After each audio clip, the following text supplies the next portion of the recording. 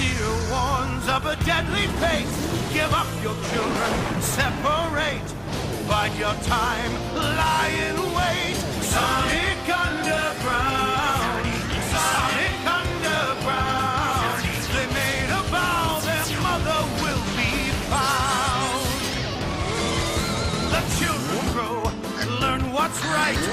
Leaders of the freedom fight. They seek their mother, she knows they do. Is it time if she only knew?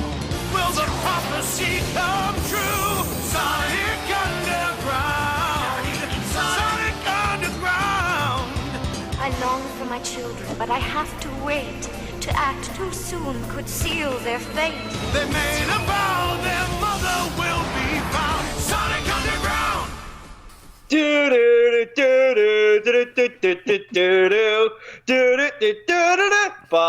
Welcome back to Sonic the Hedgepod. It's me, Justin. And it's me, Kevin. And finally, we have seen Sonic the Hedgehog, the once 2019, now 2020 film. Yes. You know, a part of the grand tradition of movies that were supposed to come out one year were summarily bumped to the following year, joining the ranks of The Hunt, Wonder Woman 1984, Suicide Squad, a truly a pedigree of movies to be surrounded by. And just like the characters in The Hunt, this movie is deplorable. This movie is, Hilary Swank is tracking it down in the woods and trying to blow it up with landmines. This movie is Ike Barinholtz almost getting hit by a train. And of course, to join us, we have HEDGEPod favorite, Puffin favorite, Podcat's favorite, Vern Tooley, the only person that could have joined us to talk about the only person we would need, we need to talk about this. I'm surprised to learn I'm a favorite. That makes me happy. You guys honor me, and thank you so much. And as I was just saying off mic, really enjoy HEDGEPod, and it feels good to be back. It feels good to be back on the show. Feels good to be back, absolutely. So, folks, 2020. How did you guys spend your Valentine's Day? This love good movie. I will say that, of course, you know, Sonic the Hedgehog came out, Hedgehog, not the film version of this podcast. Sonic the Hedgehog came out on Valentine's Day 2020, and I did not even float the idea to my girlfriend that we would go see this on Valentine's Day. It was a non-option to all parties involved. So my media week leading up to Sonic the Hedgehog was rather interesting. Because on Thursday I saw a preview screening of the new version of Emma, which was really good and inventive and played with a classic story in new ways. Then Valentine's night I saw F.W. Murnau's silent film Sunrise with a live orchestra. One of the most beautifully creative and inventive visual movies I've ever seen, with a live musical backing. And then I woke up early the next morn, dragged myself to Manhattan for a 12:30 screening of Sonic the Hedgehog, after which I drowned my sorrows in a Taco Bell meal, ran home, and watched Parasite for a second time. The mini tacos are at Jack in the Box. Yeah, we don't have Jack in the Box up here, so I ran to a Taco Bell cantina and I shoved nourishment in my face, and then I came home and I watched Parasite for a second time, I needed a transfusion of cinema. I needed to pump good movie into my veins. I need 20 cc's of art, fast. Please, I need themes. I need character arcs. Please, anything, Doc. I'm dying over here.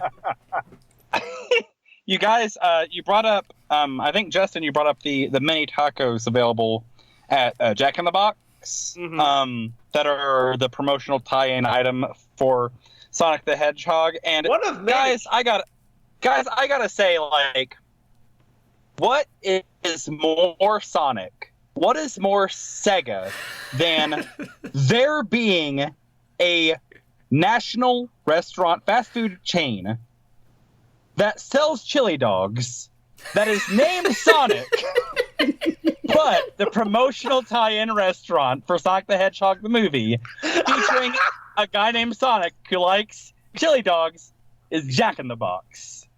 Like, that's the most Sega Sonic the Hedgehog thing in the history of Sega and Sonic the Hedgehog. They had it right there. And that's not been lost on me, and I just think that's that in a way is like the review of the movie.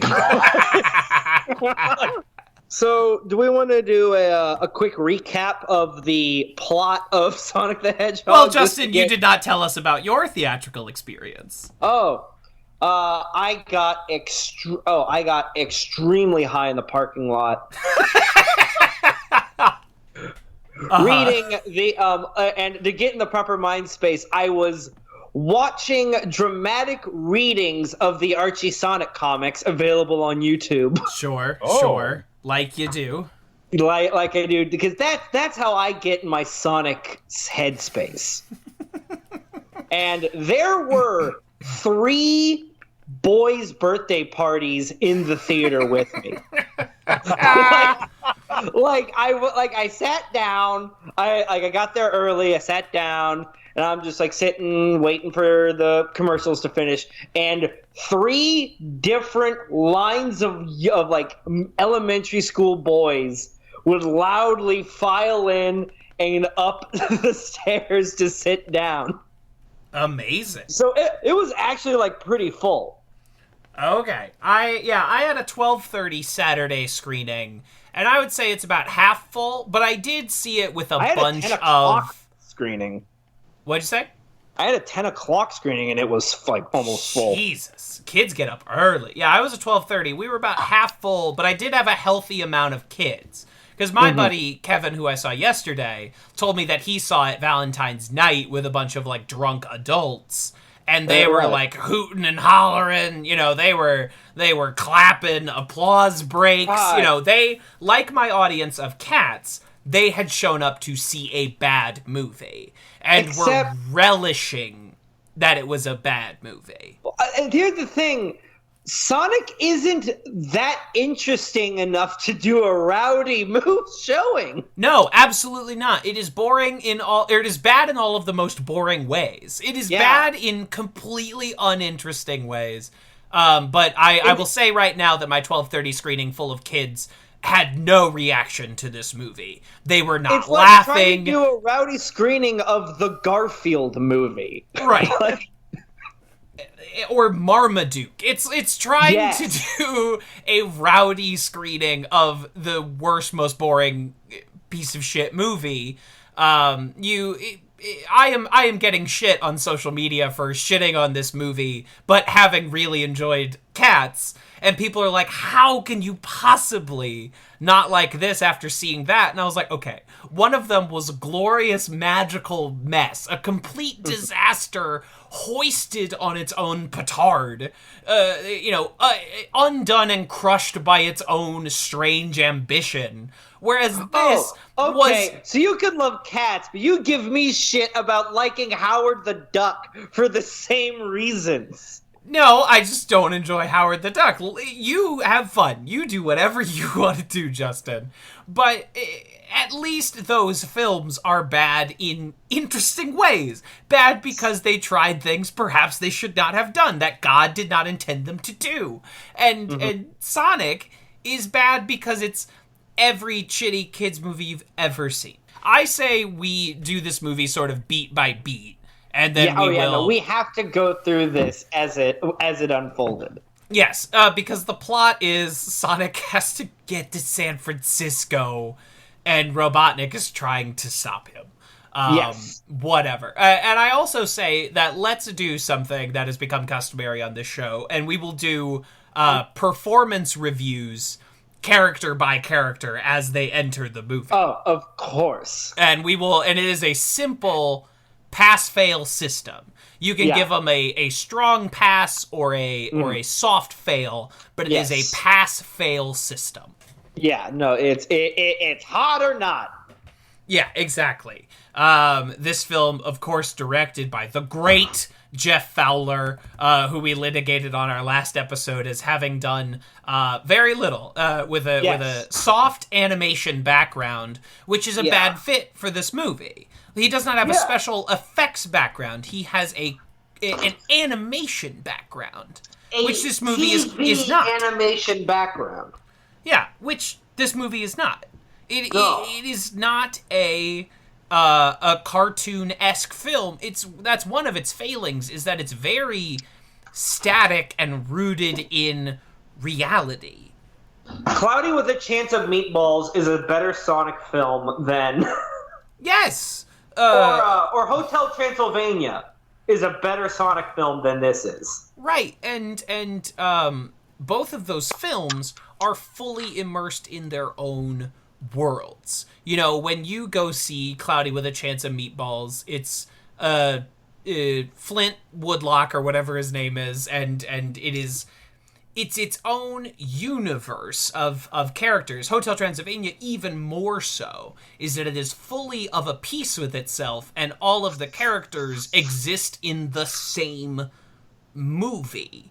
Whereas this has the non-premise of plucking Sonic the Hedgehog and putting him on Earth, which is not a premise. You know, they keep trying this same movie over and over. The Smurfs, Hop, and it's like, what if this character came to the real world? The Rocky and Bullwinkle movie. Yes, but that is not a premise. These characters are not fish out of water. The best version of this plot is Enchanted with Amy Adams, but that movie has a premise. What if the Disney princess, who only understood Disney princess rules, came to New York? And it fully executes that premise. Sonic coming to, Sonic does not have the stuff you would need for. He doesn't see a donut and go, "Oh, a ring," and try and pick it up and he is in full understanding of this world. But because he's been living it for 10 years. He's been living in it his entire life, but also the rules of what Sonic knows and what he does not know are very inconsistent. He has lived in this town for 10 years, and he never once overheard James Marsden's character's name. It's absurd. He can quote the movie Speed. He knows what a donut is, but after stalking James Marsden, Kenobi is. He knows the funny floss dance from Fortnite, but he never once picked up on James Marsden's name. He knows Crazy Carl's name, but he never picked up on James Marsden or his wife's name? And he knows what a pretzel is! That bothers me! Yes! On a weirdly deep level! It's so strange. They give him this stupid bucket list concept. Like, he knows all the rules of Sonic is softball. Aware of his own mortality! Yes! But after, of course, the demise of Longclaw, the owl, in the cold open of the Sonic the Hedgehog film, the horrible murder. We got another old owl. We are 2 for 2 in Sonic movies featuring old owls. Hey, guys. Hey, Vern. He's just like the Sonic the Hedgehog movie. My first attempt was not good, and I had to go back to the editing booth and fix things. But I'm back now. Sorry about that, y'all. He's back. That's okay. We Justin and I yelled at each other enough. Yeah. Well, no, we're pretty much at the start of the movie now. Yes. Yeah. So you would like me to? Yeah. So let's go through the movie beat by beat, sort of major plot point by major plot point. And along the way, we will do performance reviews as each character becomes relevant to our tale. Good or bad, that's how we'll rank it. Yes, it is. It is a pass-fail system, yes. And you can explain yourself, but it is a pass-fail system. So, Vern, would you like to walk us through the cold open of the Sonic the Hedgehog film? Yeah. Which cold open? There's two. Oh, yes, that's true. Well, of course, let's skip the bet you're wondering how I got here. Because that's how this movie Oh, starts. yes, I forgot about that. Yes, they do. A completely unironic. Bet you're wondering how I got in this situation. They try to do a clever wraparound thing. There's that, but I guess this movie starts in earnest with baby Sonic running through a forest. I'm assuming that's Mobius that he's running through. It's the Green Hill Zone. It's a Green Hill Zone. Gotcha. Yeah, it's got the loop-de-loops. It's got all the critters. Yes, because the only piece of music from a Sonic game they play is the Green Hill music in this movie. The rest of it is bad SoundCloud rap. The Green Hill Zone has kind of become Sonic's theme song, which is weird. But anyway, but I guess at the same time, first level of Super Mario Brothers has become Super Mario's theme song. But anyway, there's baby Sonic, and he's running through Green Hill Zone, and Sonic goes to his parent, and naturally, you would think it would be a hedgehog, but it's not. It's an owl. No. According to the Sega lore Bible, Sonic is not allowed to have birth parents or birth family. Of course. And who are we to question the word of the god? Who are we to question the word Sega Japan. Of Sega Japan? So Sonic runs to his mother, Legends of the Guardians, the Owls of Ga'Hoole. A DVD copy of Legend of the Guardians, the Owls of Ga'Hoole. Yes, and Ga'Hoole's. This one's called Long Claw. Sonic character favorite, Long Claw. Yes, I was very surprised whenever I saw the owl because I was like, oh my gosh, are we going to get the owl from the OVA? Is that Dad? But that never happened. Unfortunately not. Also, Long Claw just looks like an owl, like a normal owl. Just a straight up owl.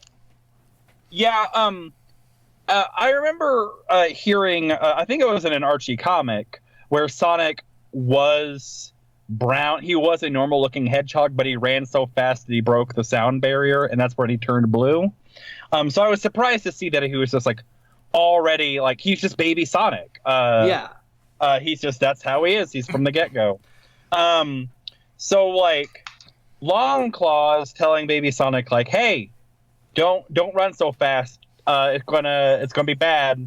And immediately a tribe of Knuckles arrives dressed like the Na'vi in Avatar, and they spear Long Claw and kill Long Claw. So immediately it's almost the perfect ending, perfect beginning for a Sonic movie.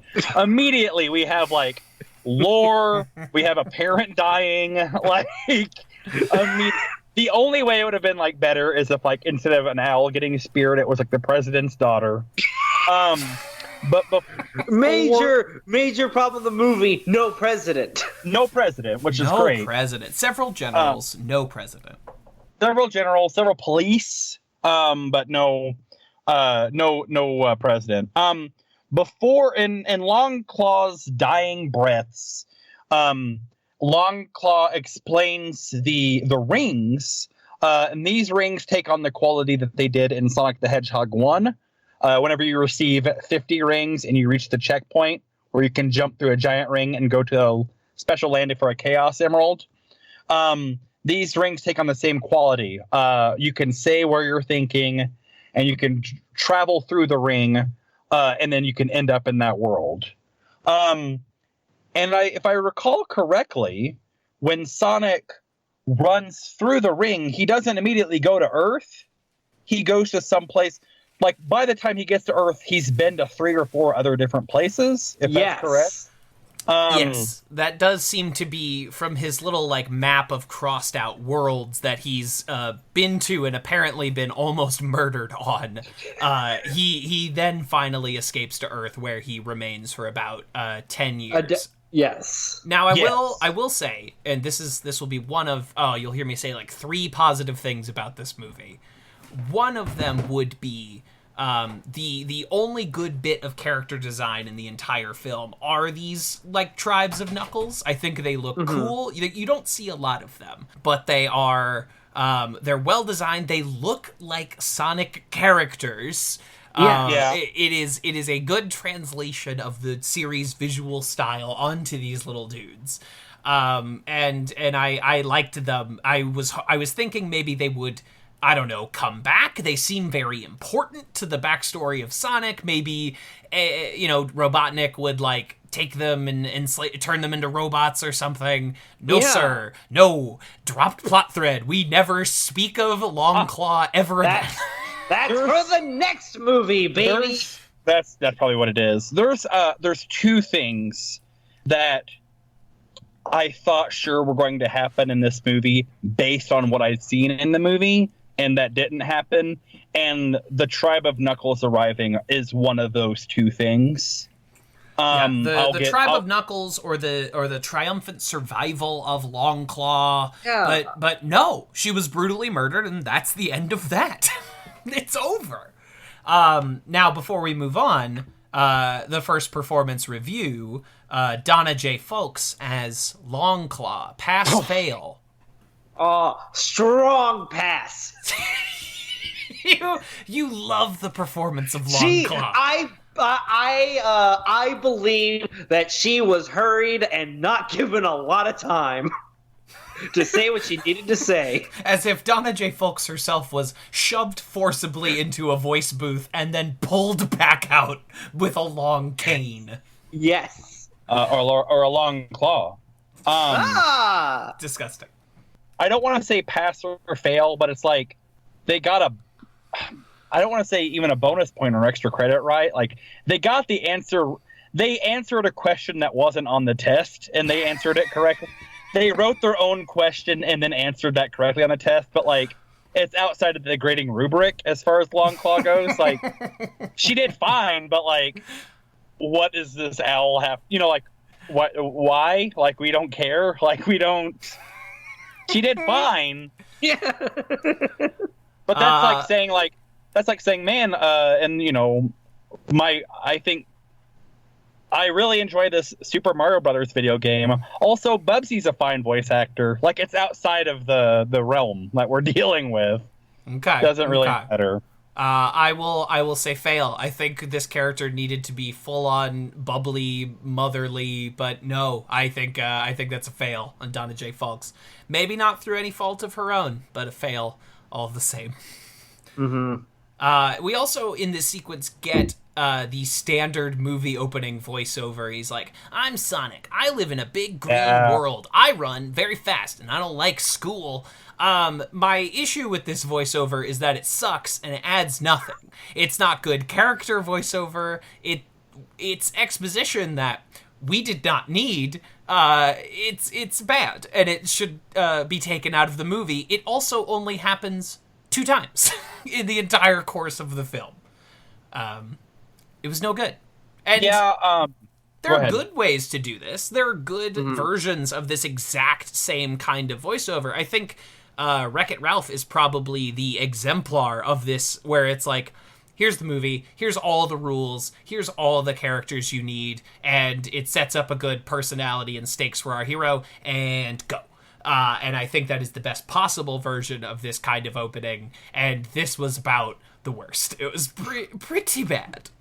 I will say, like, it's bad, but props to Sega for having the sight to think, like, we might need to explain this character in this world, instead of just, doing the typical Sega and Sonic thing and just, like, dropping you in the post-apocalypse and not explaining anything. Like, they at least, like, in this movie for babies, they treat it like the audience are babies.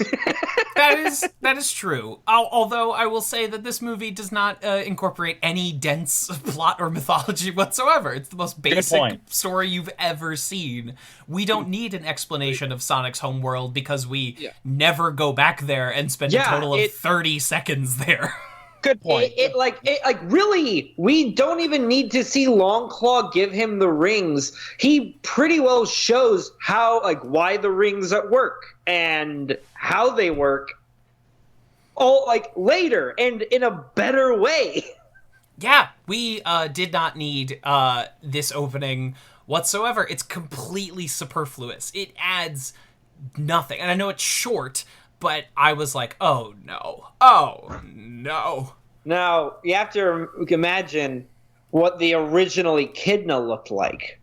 Guys, that's something I thought about a lot with this movie, especially with the because clearly thing. Longclaw is from the original design, and they just didn't redesign her to put her in the new Sonic style. For sure. But that means that there had to have been an Echidna who looked like old Sonic. There had to be an Echidna, and there had to be, I won't spoil it yet, but, the post-credits character, or the mid-credits character.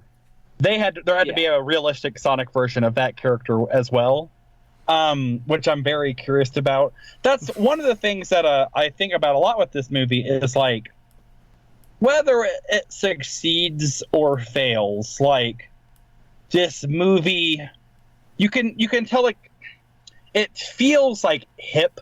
It feels like it's trying to be hip, at least. I would argue the exact opposite. Well, I don't know. I feel like there's some snappy dialogue. There's some snappy dialogue in the style fashionable between 1998 and 2006. Point taken. It was snappy the way the Country Bears dialogue was snappy. Yeah, okay. And with that, that explains why Sonic would look the way he used to. For sure. But I don't know, at least this Sonic, with this redesign, he looked and kind of felt right. Yeah. I really, really, really hope, and it will never happen because they're fucking cowards, but I really hope the DVD and Blu-ray of this movie has both versions of the movie. Absolutely the one with the not. redesign I know it will never happen, but I'm never going to think about this movie again outside of this podcast. But if the DVD came out with the original design version as a bonus feature, I'd snatch that up on opening day. For sure. I think that the version we got is not too far because he still has the same dimensions. They really just changed the proportions of his eyes. They modified his nose a little bit, but he has the same silhouette.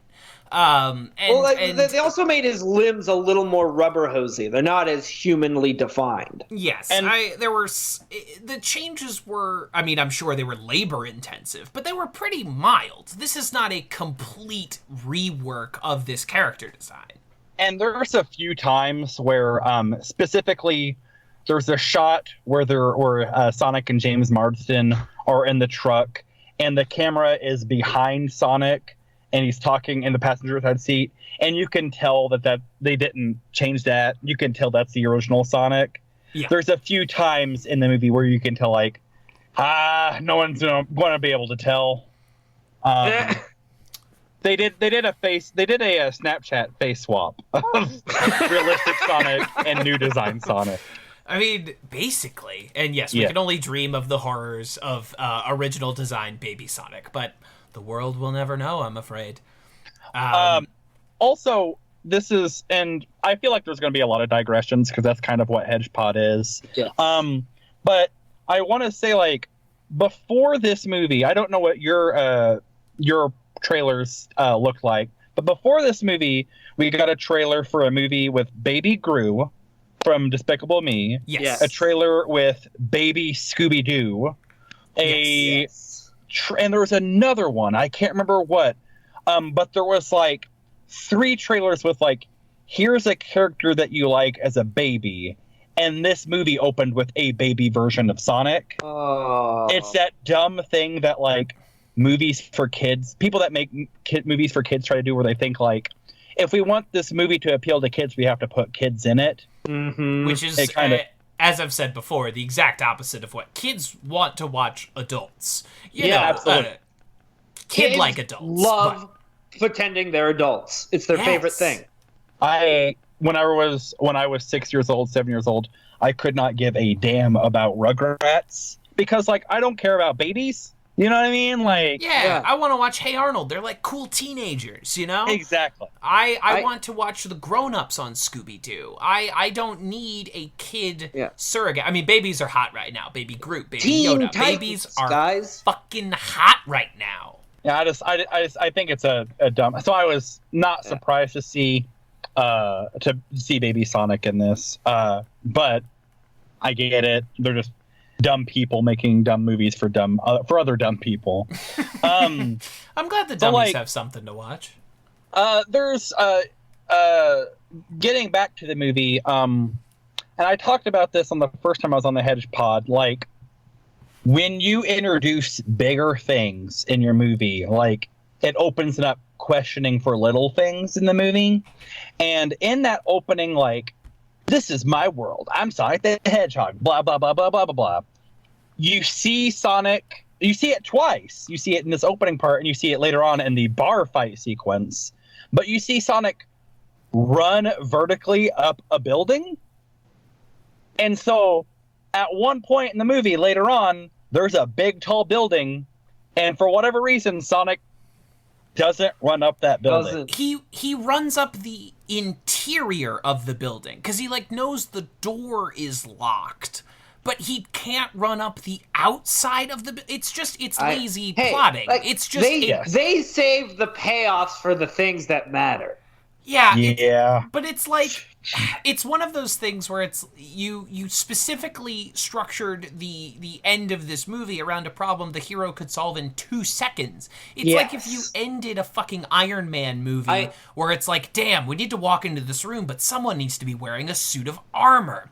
Oh, well, I guess we gotta go through 20 minutes of you fighting this other guy. Damn. And like Sonic can like understand maps, and I'm assuming like Sonic can read a map. He can do what he needs to do. Well, guys, let's get to that when we get there. Yes. I'm sorry. I'll put a pin in that. So after Sonic runs away, there's a 10-year jump forward, right? Love it. Yes. Love it. Where we learn that Sonic is the town pervert, and he watches all of the denizens of Green Hills, Montana, in their day-to-day lives. He watches them. He watches Speed, and he watches Naked Gun, Files from the Police Squad. Those are the 2 movies that he watches. 2 movies, and he watches James Marsden and his wife enough that he's seen them fuck. Like he has. Statistically, he must have. Yes. Also, if Sonic understands death, he also understands sex. Yeah, and that leads me to the second thing that I thought sure was going to happen in this movie, but didn't happen, and I was surprised that it didn't. I so thought, and like if you were honestly trying with this movie, that's probably what you would have done. James Marsden and his wife are already married at the beginning of this movie. I thought sure it was going to be a thing where like James Marsden was unsure about his future and unsure and all this stuff, and he was unsure as to whether he was going to marry this woman or not. Oh my God. You know exactly what I'm going to say. I thought sure he was going to propose to her with one of Sonic's rings, and that never did happen. Well, they were already married. That's because you are thinking of a new script, not one they wrote like 20 years ago, and it barely changed. Yeah, they just the only change they've made to the script in the last 15 years is adding in a script line where Sonic does the funny floss dance. No, they also put in a product placement for Zillow. And no, you're right. There is also that is the only time we see a computer in the entire movie. I forgot that there is one more. There is indeed a scene, a Hillary Clinton emails joke in the Sonic the Hedgehog movie. I did forget about that. Wait, what? Yeah. Where do they make that joke? It's when Tom Wachowski rolls up with the wrapped up Sonic to So James Marsden applies in San Francisco, where his wife's family lives. Anyway, and he rolls up to their house with the wrapped up Sonic, and his sister-in-law goes, "Is that plutonium? Is that emails?" Yeah, Which I forgot about that. could only be a butthurt emails joke. Also, there's God damn it! It is either a butthurt emails joke or a Sony email hacks joke, and I don't know which is which. Or it's something a 75-year-old man heard his grandkids mention, and it just stuck in his head. Yeah. Also, there's 2 product placements in this movie. Sonic's shoes are made by Nike. 3. There are 3. No, There 4 is actually. a very large Olive Garden runner. Yes, I forgot about that too. There is Yes, a yes. scene We'll get where to that when we get to unironically, this married couple says, "Well, you could go to the Olive Garden because when you're there, you're family." It's That's unbelievable. At one point, James Marsden at the bar asks for a mellow yellow. Oh yeah. Further cements my theory that this was written 20 years ago. Because, I mean, be honest with me. When was the last Only time you shitty saw... Stranger Things fanatics wanted mellow yellow. It died out. The free market spoke. Yeah, I had not thought about Mellow Yellow since my days on the Warrenton, Missouri soccer pitch where you could buy one from the concession stand. And I earnestly don't think I've glimpsed one in 10 some odd years. There's a draft of the script where James Marsden asks for an OK Cola. He asked for a tab. Or a Surge. He asked for a ski. Hey, can I get this kid a Dr. Thunder? One Mr. Pibb for my friend here. Give me a pineapple vest, please. They messed up. They messed up on not getting on that LaCroix. Oh man, They could have I think had that sweet money. the script was written 20 years ago. And LaCroix first came out like 25 years ago, and it finally got popular. Yeah, LaCroix was in its nascency when this script was written. And Sonic's shoes are Pumas. No, are they Pumas or are they Nikes? No, they're Pumas. You can see because Puma announced they would be distributing Sonic shoes, like Sonic branded shoes. And there, you can also see when he puts them on, you can see the logo like on the bottom of the feet. Gotcha. I thought they were Nikes. My bad. No. This movie again, it's Sega. It can't get Nike, so it settles for Puma. In Sonic Adventure 2, he wears soaps. You could have put soaps on him, but it's whatever. What? We need a scene where what? We needed a scene where Sonic gets his shoes. He can't just have his shoes. He, of course, must have an origin story, is that they are a little girl's PE shoes. I was thinking about that, most, athletic running shoes are, rated for, running, 5,000 steps. And Sonic, He surpasses that very early on with those new shoes. Yeah, he's going to violate the warranty on that. Yes. Mm-hmm. But speaking of the town pervert Sonic, yes, it is time for a performance review. Oh, yes. Ben Schwartz as Sonic. Good. Nails it. Terrible script, but he sounds and feels like Sonic. Vern? Yeah, I'm gonna say the script is terrible. There's definitely more than a handful of moments where they're like, Ben Schwartz improvise. And he does the best he can do with it. I would say on a general scale, pass. On a letter grade scale, I would say B. Mm-hmm. Maybe B plus. If he had a decent, if at least a decent director, it would have been great. Yeah. It could have been genuinely iconic if he had decent lines and decent direction. Sure. I'm gonna give him a soft pass. he delivers a lot of lines in exactly the same pitch and intonation. Like, That's true. every other line is this pitched up, like, joke, like, at the end of it. And he doesn't, I mean, he is not a rude dude with attitude. This is a very, like, neutered Nice Sonic. Yeah, this is not the guy who's wagging his finger on you on the start screen. But it's all right. It's kind of charming. It's not great, and it's not. Oh God, I hate that I'm saying this. It's not really Sonic, but it's something.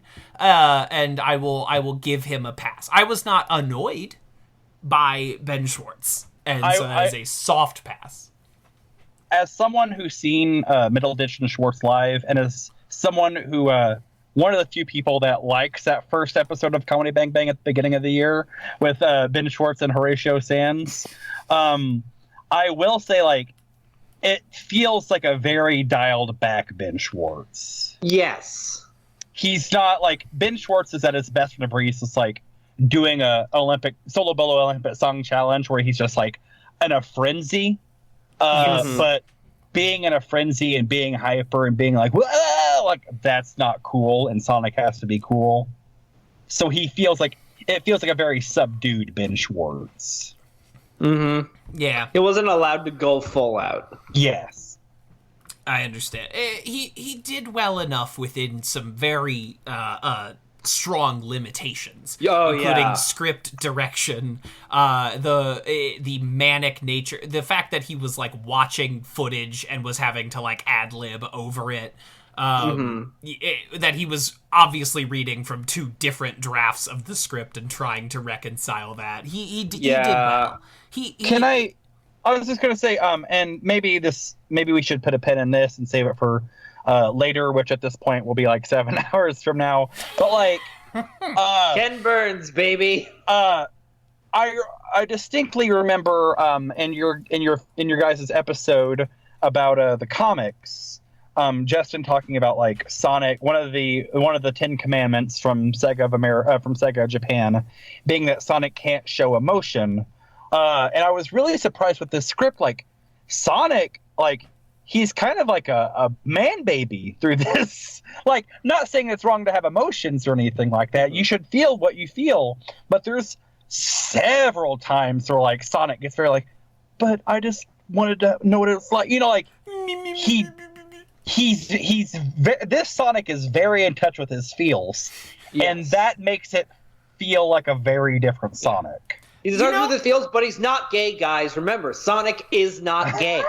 No. I have to reinforce the fact that Sonic is not gay. No, he is not gay. I can actually, now that we've mentioned it, I can carbon date exactly when this draft of the script was written, and it was in the year 2010 when the film The Bucket List came out.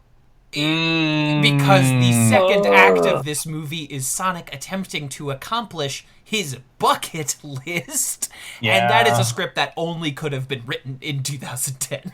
I wonder what it was like, because 10 years ago is hot off the heels of Sonic 06. Like, I'm sure Sega was like, why did it take this long? Like, I feel like Sega would have been like feverishly like paling out the water of the boat on Sonic. Like, a movie would have done them a lot of goodwill at that time. I wonder what the delay in that was. It's so strange that it took us this long to get a Sonic movie. And I believe I've said it before, but I think the ideal version of a Sonic movie would have been from one of these trailers.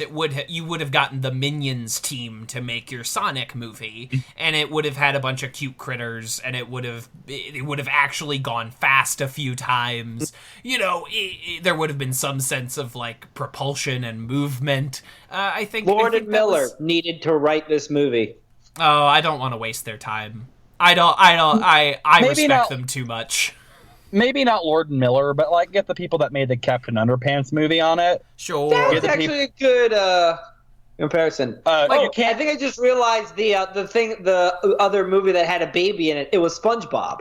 That's it. It was SpongeBob. Baby That's SpongeBob. Right. That's right. Good job. Justin's on his A game. He knows what's going on. I'm glad one of us is. Also, his brain's working overtime to not think about Sonic. anything we can do. So I will attempt to put this train back on some sort of tracks. So the town of Green Hills. The town of Green Hills. How of course, many DUIs do you think this town gets regularly? One per citizen.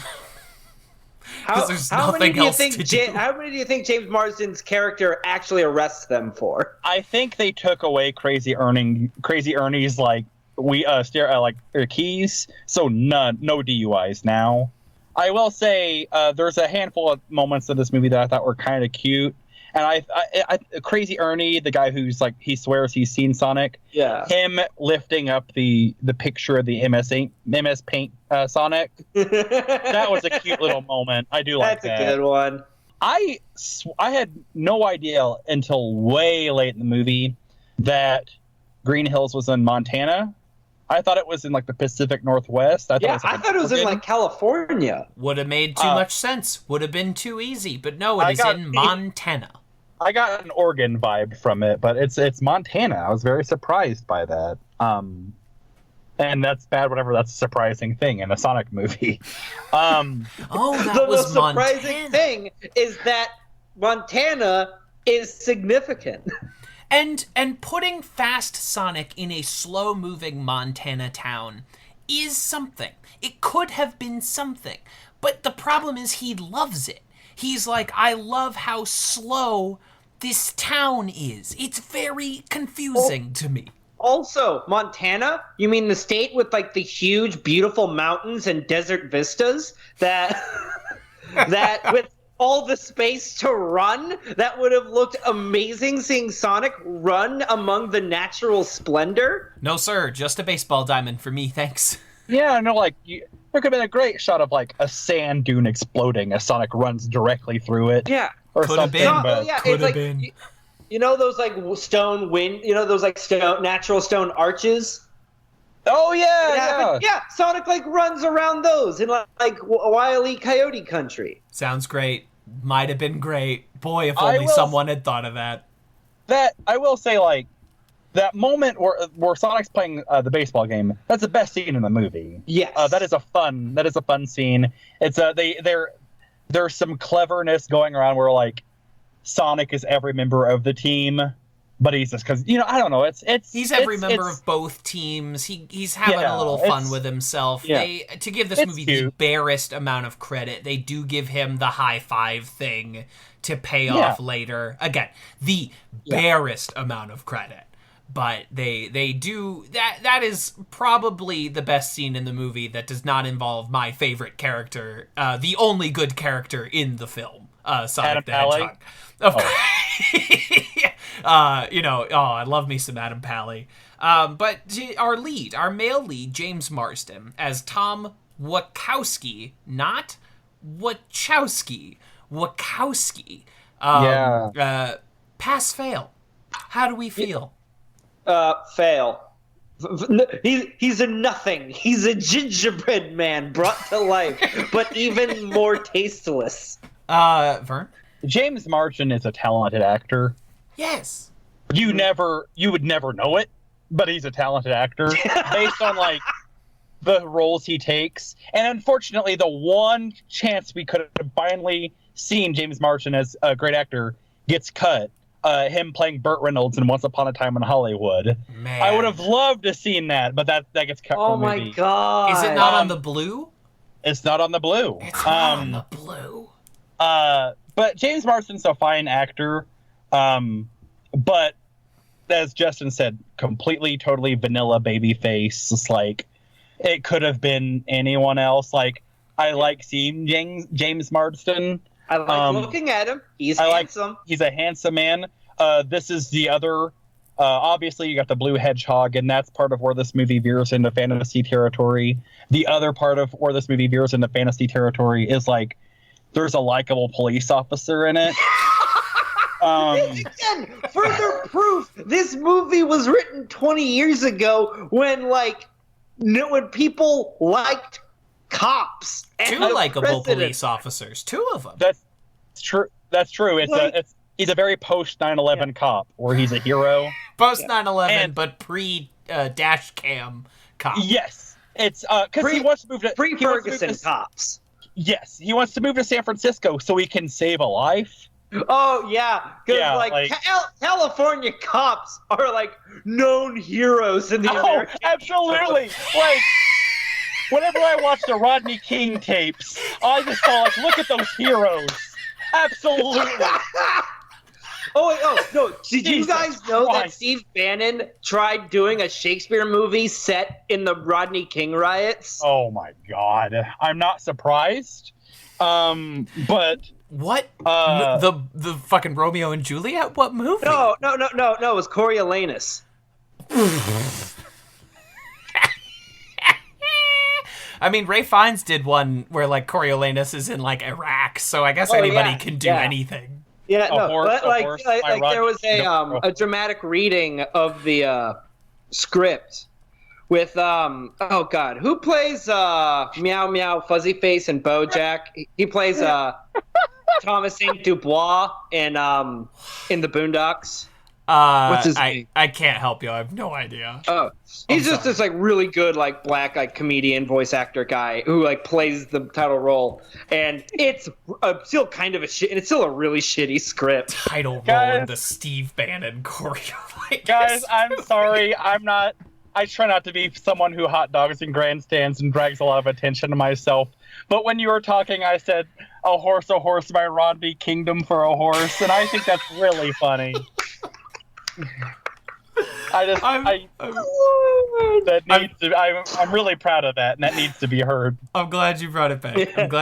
Please. Yeah, Anyway. Rodney King Henry III. Rodney King Henry III. Anyway, So- James Marsden, he's fine. Pass. Yeah. Barely pass. Yeah. Yeah, James Marsden, being as handsome as he was, kind of kept me awake for this movie, unlike the children on either side of me in my screening who were fast asleep.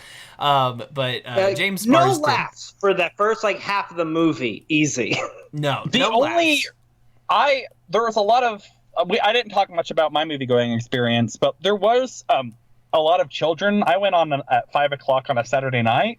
There was a handful of children in my auditorium. The only reaction I heard from any of the children was during the Scooby-Doo trailer when Scooby-Doo licks the camera, and they I like just heard that. some kids. I heard some kids go like, "Ew!" But that was That's it. apart from like child restlessness, it was dead silent during Sonic. Yeah, a complete stony silence during this Right. film. But James, I'm predisposed to like him. I think he's a good actor who just needs to like fire his agent if he hasn't Yes. already. Yes. I think he is good in those original X-Men movies, but they don't let him do anything. But I think he's giving a strong performance as Cyclops. Well, in all and fairness, it's Cyclops. There's usually not a lot to do. how dare you? Do not get me started. But and then he bounced around for a while. It's a very small part. He's really good in Hairspray as Corny Collins, a song and dance host. He's really good. And he's kind of funny in the long forgotten boob comedy Sex Drive, where these boys have to drive to get laid. He plays it's like an older brother. He's great in 30 Rock. Yeah, he's so good as Criss Cross on 30 Rock. Like, he's a talented, funny guy who just has had no luck in movies, and it is upsetting. But I'm glad he's getting paid. I'm glad he's a he John got that Hamm check. who missed his chance. Yeah. Yeah. At least he's getting that check. You know what I mean? The first half of The Box is incredible, and a lot of the reason is because of him. He's really talented, and he looks really good in a skin-tight T-shirt. How does Sonic find out that Tom is moving to San Francisco? Well, he's wearing a shirt that says "San Francisco, here I come." A child's T-shirt. He's wearing a baby doll tee. He is Simon Cowling it. He is wearing a very, very, very painted on T-shirt. Sheer. I ain't fighting it. Wardrobe, more of those, please. Thank you. Yes, please. But he's not gay either, guys. Don't worry. Don't worry, he ain't gay. He's married. He's got a lawfully wedded wife. He doesn't propose to her with a Sonic ring, but they are married. And Boy, wouldn't have that been something, huh? I thought sure it was going to happen. So what happens to Sonic, Vern? How does this plot activate? So, correct me if I'm wrong, but I know. So, like Sonic, he's kind of like he runs around Green Hills, and he's got kind of like a Sasquatch vibe to him. Does he exist? Does he not exist? Most of the people doesn't think he exists, but Crazy Ernie believes. And Sonic, also, he runs so fast, he's got quills, and those quills fall out of him because he sheds. That's a plot point for later. But Sonic, there's a scene where Sonic plays baseball. And it is, as we were saying earlier, it's the best scene in the movie. Sonic plays baseball, and the movie does a thing where he runs so fast that he's every member on both teams. So, like, he's the pitcher and the catcher and the batter and the outfielder. And Sonic has different personalities for all this in one of them. It's Jerry's game from the beginning of A Bug's Life, but multiplied by, like, 20.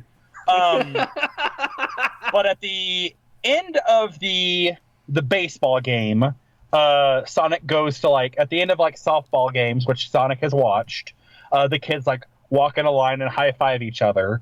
And Sonic goes to do that, and whenever he does that, he realizes he's all alone. There's no one else. He can pretend to be other people, but he cannot have someone else, and he's alone. And he's been cool for so long, but he realizes, like, what's being cool if you have no one to share it with. And this makes Sonic very upset. He starts running around the baseball diamond multiple times. The second best sequence in a media where a main character runs around a baseball diamond multiple times. The first being season 2 of Joe Pera Talks with You on Adult Swim. But Sonic runs through the baseball diamond 100 times, and he runs so fast, and it causes the lights on the baseball diamond to explode, and a power surge throughout the entirety of Green Hills. Well, the entirety of the eastern or the western seaboard. Oh, yeah. Gotcha. Okay, I did not. Okay, it's the entirety of a big area gets knocked out of power because of Sonic and how fast he run. That's why the military takes notice. Yes, is because Sonic has blacked out the western hemisphere. Yes. We cut to finally something that really feels like Sonic the Hedgehog. Military generals discussing EMPs and terrorist attacks. Yes, discussing terrorists. Further proof this movie was written like 2 decades ago. The main gruff general is just not Colin Powell. Yeah, that's true. At one point, in a line that really made me laugh. They're suggesting the generals realize that there's one person they need to bring in to talk about this, but no one wants to bring him in. And one of the reasons no one wants to bring him in is because he's referred to as a psychological tire fire, which is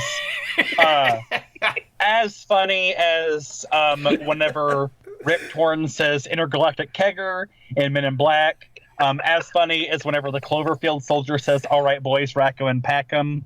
It's just really funny whenever you hear military people try to say, like, terms, like layman terms. But anyway, they don't want to bring him in, but they have to. Cut to the baseball diamond, daylight. There's a military presence there, but suddenly a giant, blacked out Optimus Prime, if he was a Decepticon, semi-truck rolls in, and out steps Jim Carrey as Dr. Ivo Robotnik. He's never referred to as Ivo. It's just Dr. Robotnik. And this is where the first-time director Jeff Fowler says, Jim, just be Jim. And Jim Carrey he does shtick.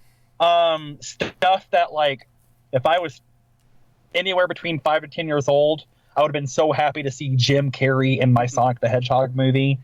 But being a 30-year-old man who's grown up and acquired taste, I'm like, I mean, Jim Carrey, Jim Carrey's Robotnik is like if the Riddler got divorced. Yeah. If the Riddler got divorced but was in a dom sub relationship with Yes. his military partner, but it's Jim Carrey doing like, shtick. he realized he was bi. He got a new sub. Yes, it's Jim Carrey doing shtick that we have not seen him do in a decade. It's been a while since we've had this Jim Carrey, since Yes Man. Yeah, it's Maybe even farther back than that. Maybe even like Bruce Almighty shtick. Yeah, he is full Jim Carrey shtick Cable in this Guy movie. vibes. Yeah, full. Oh my god! Like, it's full rubber face Jim Carrey, and it's interesting to see. Like, I mean, Jim Carrey doing that thing again. We've had a lot of number 23s and a lot of things like that between, Ace Ventura, Jim Carrey, and the Jim Carrey we have in, as Robotnik. But he just does, like Fire Marshal Bill, like shtick, just like rotates his head and all this stuff. He has a Nintendo Power Glove, which he uses to. That's right. He's got the power gloves. He's got a power glove that he uses to control aerostats from Terminator Salvation. And he sends the orbs from Phantasm. Yes, and he sends those out to comb the woods. And then Vanguard 1 finds Sonic's footprint in the field, and it feels like Sonic just like Robotnik just like becomes obsessed with that footprint and becomes obsessed with Sonic. Yeah. And kind of just like, I guess it's outside of his jurisdiction to like worry about getting the power back on. But it just becomes the thing. Then Sonic, Dr. Ivo Robotnik becomes obsessed with Sonic, and we get to the reason Jim Carrey agreed to this movie. Oh, you'll pay me $30 billion and I have to stay in one set for a week? Okay. So he's just in like Power Rangers lab set, just like doing tests on a quill. He finds a quill from Sonic. And he does a test on this quill, and in full child logic, the test result on this quill shows that this quill yields in unlimited power. Like, the digital readout says unlimited power is capable from a quill, not from Sonic, from the quill. And for the record, Sonic has power. It is never explained what the power is. I think it's just where like it comes from. It's just called his power. Yeah, I think it's just like, like if you walk around and you don't pick your feet up off the carpet and eventually you can build up static. I think that's just what Sonic is doing whenever he runs. He just doesn't pick his feet up. And that's his power. It's the Sega version of the Speed Force. Yes. Yeah. In a plot line that Hollywood, we can just throw right in the garbage. We can stop making movies structured around, what is my power? How do I understand my power? It is the shittiest, least relatable, least interesting plotline that comes up again and again and again in these horrible movies. Also, except Sonic doesn't even understand his power. He has no, self-discovery. It's nothing. His self-discovery at the end of the movie is that he should stop running. It's the worst. And you're like, was that the plot line that I was supposed to get the whole time? He's running from people that are trying to kill him. What do you mean Sonic should stop running? We're getting ahead of ourselves. I don't get. I'm mad. But we need to do our performance review of the star of Earth Girls Are Easy himself, Jim Carrey. You mean Once Bitten's James Carrey? The Majestics, Jim Carrey. Mr. Pop was Penguins, Jim Carrey. That movie does not exist. It only exists in clip packages for DirecTV. That movie. That movie is one scene of Jim Carrey dancing with penguins, and that is it. It is 12 seconds long. It is part of a clips package for DirecTV. Yeah. It's Argo. It was actually like a CIA front. But a CIA front to sell Dish Network. Yeah, they actually saved a lot of penguins and smuggled them onto a film set. Yeah. But anyway, Jim Carrey, bad Wow, casting. okay. He's too hot to be Robotnik. like literally, like a hot person, like you want to Yes, fuck like Jim physically Carrey. too attractive to be Robotnik. I started like- seeing tweets about the thirst for Jim Carrey, and I don't think I've ever understood anything less. No offense to Jim Carrey, but I've never looked at Jim Carrey as a sexual object. As a bisexual man, I just can't see it. You haven't seen Once Bitten. I guess not. It's he's attractive in the sense that he's not aged. Sure. Yeah, he's well preserved, and he's got that like strong, domineering personality. At least in this one, that like I could see it working for people. Sure. Yeah, there's definitely... This is somebody's something. He's in that, Yeah. like, little flight suit. Vern? James Carrey? As far as Dr. Robotnik goes, I think Kick-Ass 2's Jim Carrey is probably... You know, it's if you're... I'm going to say fail. He's too everything to be Robotnik. Obviously, if you're making a live-action Sonic the Hedgehog movie and you have to cast Dr. Robotnik, you cast John Goodman. But Yeah. John Goodman doesn't move tickets like Jim Carrey does. Sure. So- and as we posited in our last episode, John Lovitz as well. John I think. Lovitz John is like Lovitz. my number one choice, honestly. Yeah, I'd give you that. The only thing is that John Goodman has the gruff voice, and Yeah, that I would love to hear like, let's get those Chaos Emeralds, huh? That's the ticket. I would love to hear that, but Yes. Well, then let's just put Josh Gad as the Robotnik. Disgusting. Get out of... That's... No, I refuse. I refute your claim. But We just put him in the old man makeup they used at the end of Jack. Yes. Oh, Jesus. Yes, but my performance review of the incredible Burt Wonderstone's Jim Carrey. Anchorman 2, The Legend Continues, own Jim Carrey. All right, I'm gonna step out on a limb. He's the only thing I like about this movie. I think his first scene is terrible. It's terribly edited. It is the worst Jim Carrey shtick, but legitimately he made me laugh like 5 or 6 times. Oh, no, here's the throughout thing. the He's a bad course of Robotnik. He's still the most watchable part of the movie. Yeah, that is why he gets the biggest pass of the entire movie, because I was like, at least this is something. At least I He's got trying. something I can hone in on here. He made me, you know, when he's like, you just keep being you, Sliss. Killing, Yeah. Jim. Keep There's- going, there- baby. He's trying to be a cartoon supervillain. Like, And I think it worked. I would like to see he him does come work back as in just a like sequel to this generic movie. scientist. yeah, there's But this is Robotnik. He's not just any generic scientist. yes, I should have said there's a big asterisk on my review of A Series of Unfortunate Events' own Jim Carrey as Robotnik. He's a bad Robotnik, but he is one of the best things, if not the best thing about this movie. Okay. I will accept those reviews from the both Yeah. of you. But Jim Carrey And- might be my only true, without asterisk, pass of the entire movie.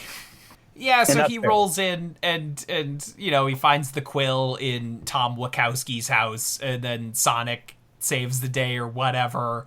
Or no, I'm sorry.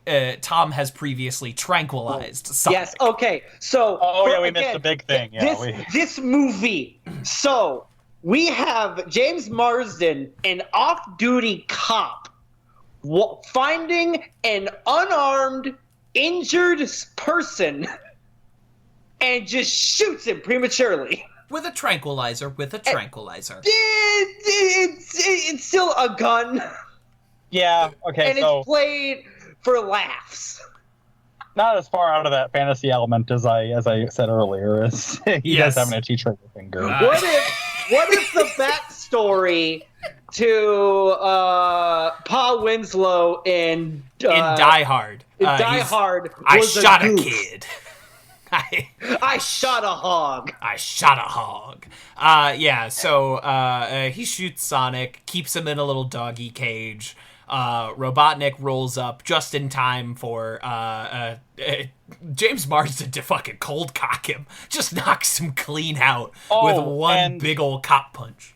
Oh, and then between being shot with a trank and Dr. Robotnik showing up, Sonic is taking the rings. He's going to escape, and he accidentally says San Francisco because he reads James Marsden's shirt. His baby and he drops the ring, and the bag of rings ends up in San Francisco, which is why James Marsden and Sonic are in a car for half this movie. Above the Empire State Building. It's the Trans-America building. It's the Trans-America building. We couldn't get a national monument, so we went with undisclosed corporate building. Yes, we got the biggest building in Check's notes, San Francisco. So all his rings fall down there, so they have to go get the rings on top of the Trans-America building. Sure, fine. Why not? Whatever. I guess so. What a great character journey this is going to be. They have to find a bag of rings. Sonic, he's disappointed because he's been found out, and he's like, "Oh, great, I have to leave this world." And the next world on his map is a mushroom world. And I thought, sure, they were going to do some sort of thing. This is a third thing where I thought they were going to do, but they didn't. I thought, sure, Sonic was going to be like, who would want to be in a mushroom kingdom?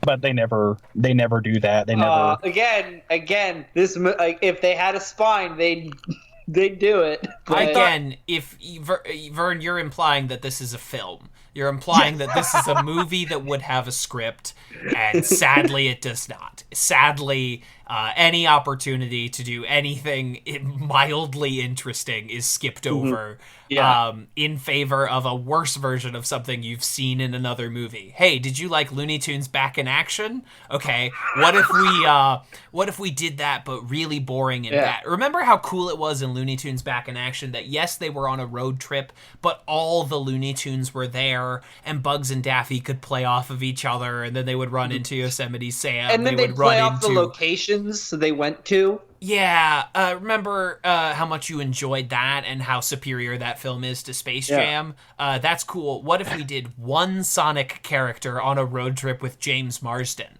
How do you... And then what if they stop at the biker bar from Pee-wee's Big Adventure? These fucking movies love biker bars. The SpongeBob movie, horny for biker Sonic bars. movie, and it's what Hollywood executives think real America is.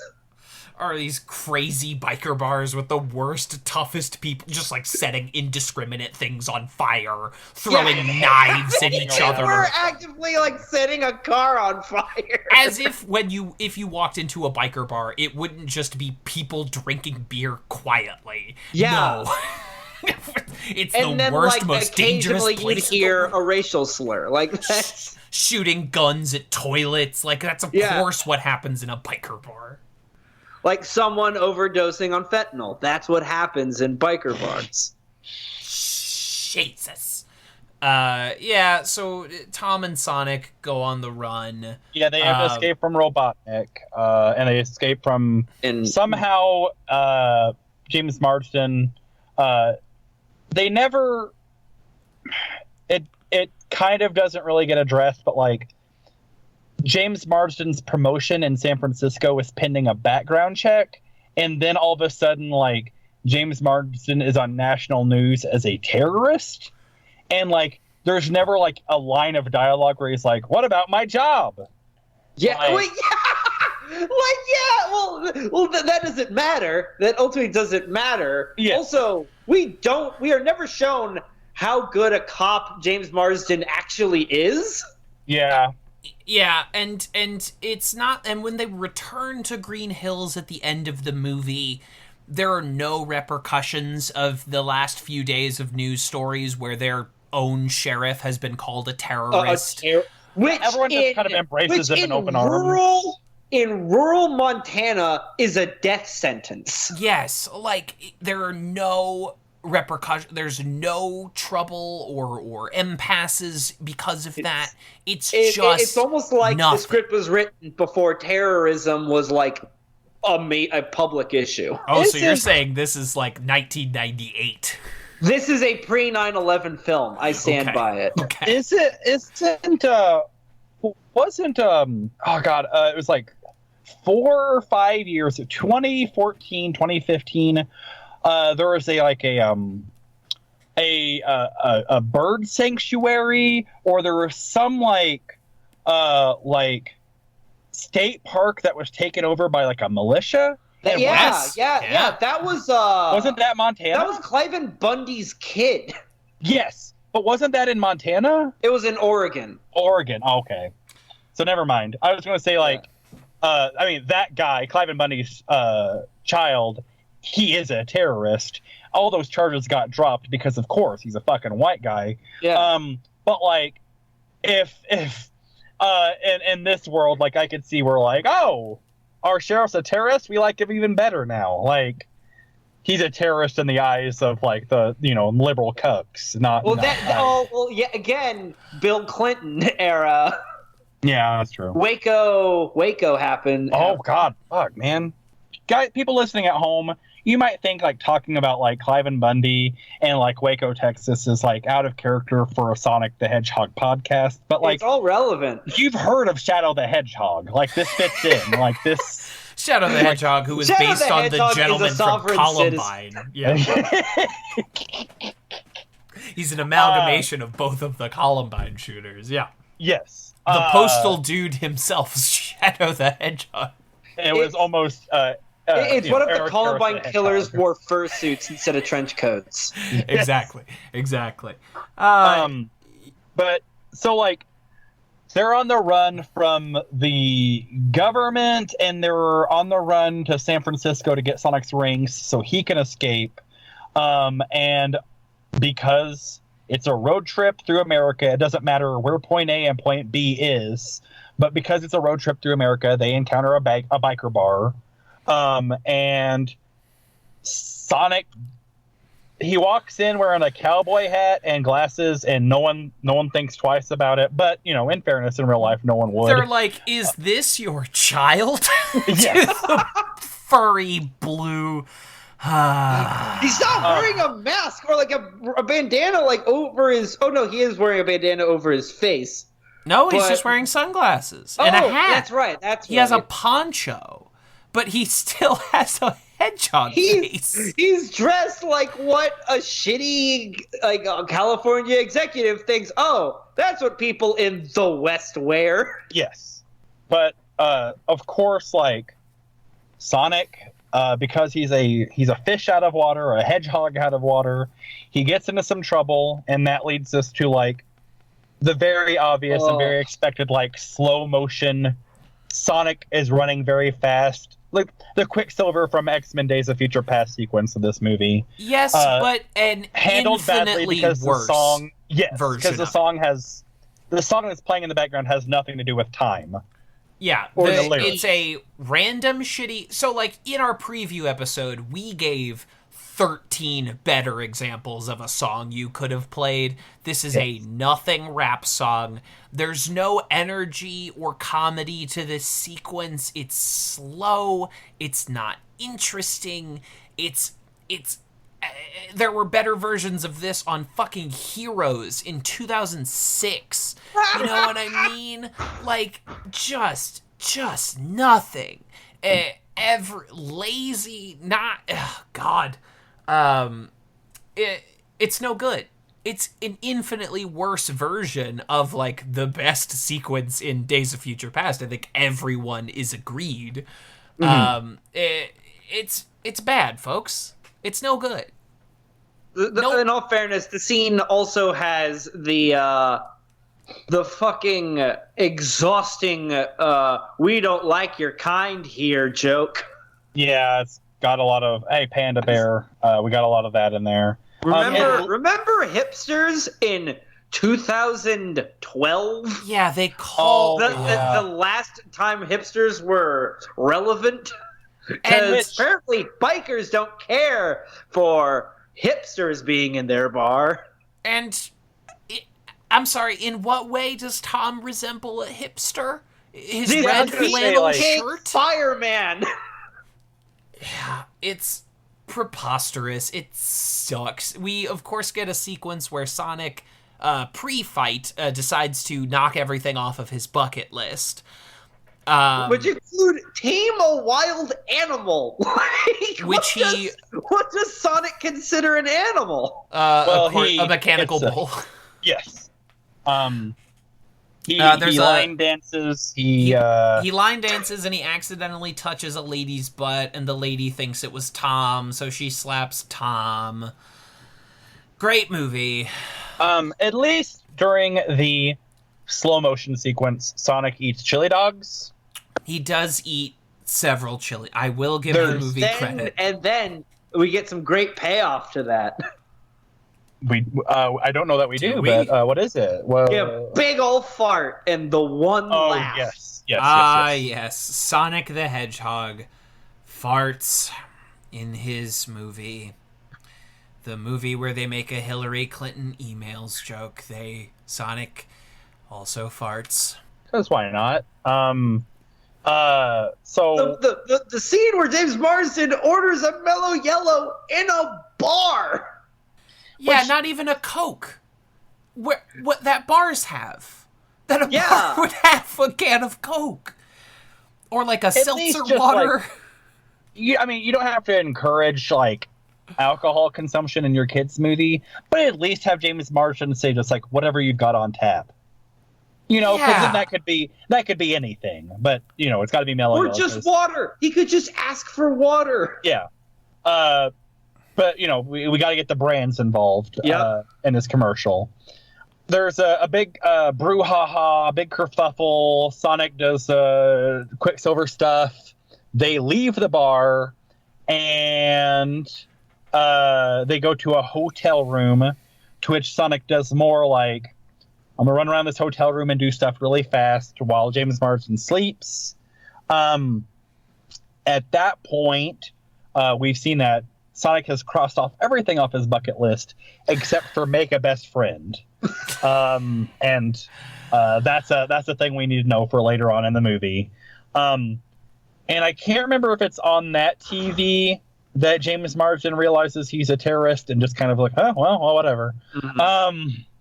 But shortly, I know at one point Dr. Robotnik and his manservant shows up at that micro bar, Agent Stone, but I can't remember what happens between those two things. Well, it's basically back he to sent back. a You're tank right before they got to the bar. He sent a tank. That was before the bar?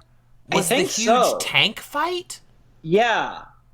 I know that's after No, because was it after? There's a hood to the car after the bar fight. The tank fight. Yeah, this movie is an illogical series of steps. Yes. But yeah, immediately after Jim Carrey and his his sub, Agent Stone, played by Lee Majube, who for me is a soft pass. He was charming. He was kind of funny. Yeah. I liked the goat milk latte. It was funny. This was written in a time when everyone was thinking lattes were funny. Everyone was making Starbucks coffee jokes, and fine. Mm-hmm. But Jim Carrey yelling at him Dennis Leary was the king of comedy. Indeed. And let me tell you, I'm a simple man. I like simple things. And Jim Carrey yelling that he loves his latte was funny. I don't know what to tell you. I laughed legitimately. I thought it was very funny. Because in every part of in any good dom-sub relationship, you have to be open and communicative with each other. Yeah. GGG. Yeah, and indeed, in the scene where Jim Carrey grabs this man by his lower jaw, I came a little bit. I will be honest with you. I will be frank. It's like they tried to make this movie not gay, but they couldn't help it. No, couldn't help it. They tried so hard. And in a later scene where indeed we do see Sonic the Hedgehog's feet, I realized that I wanted to cut them off and roast them over a grill and eat the delicious hog. And then send his soul to hell. I want to send the hog to hell, drown the hog, kill it, put it back in hell. Poison him, drown him, bash him in the head. I hate the think hog. That's reasonable. Yeah. I hate the hog. You guys keep reminding me, like, Vern, you're thinking about this if it were a real movie. And you can't put that lens on it. And I can't, and I need to stop. But there's Jim Carrey, Dr. Robotnik shows up at the biker bar, and it's that scene like, yeah, we saw him, blah blah blah blah blah blah. You know, like I'd tell you, and I was like, why wouldn't this guy rat on Sonic? He hates Sonic. Why wouldn't he rat on Sonic? But also, he's a rural guy in Oregon, so of course he hates the government. But it's the military. He loves the military. We love good our point. troops. That's respect a good our point. troops. But that sequence opens with, I guess, during the bar fight, Sonic causes a man to get launched out of a window shatters. Yes. So the beginning of the scene where Dr. Robotnik shows up at the biker bar to question everybody, it shows people putting a new pane of glass in the window. And at the end of that sequence, Dr. Robotnik throws somebody out of that window, or someone gets thrown through that window. The same bald guy. The same guy. That window gets shattered again. And you would expect there just to be just a reaction shot of the guys who put the window in going like, oh, again? You would expect a baseline level of competence from this movie. That never happens. You would expect a moment of them holding the shattered glass. You would expect Robotnik to react to what he just did, or Stone to react, or, God help me, a reaction of the guy on the ground. But no, it is less than a second of this guy going through the window, and that's it. It's incompetently put together. There was no laugh in my theater because the editing failed itself. And in that, if I remember correctly, he gets thrown through a different window. He's supposed to get, like, Comedy Brain, he gets thrown through the window that they just put in. Wow. But in this movie, he gets thrown through a different window. I guess I hadn't thought that it was a different window. It's a different window. Oh, because when Dr. Robotnik walks out, the two window guys are there, and they have the little suction cups on that window they just put in.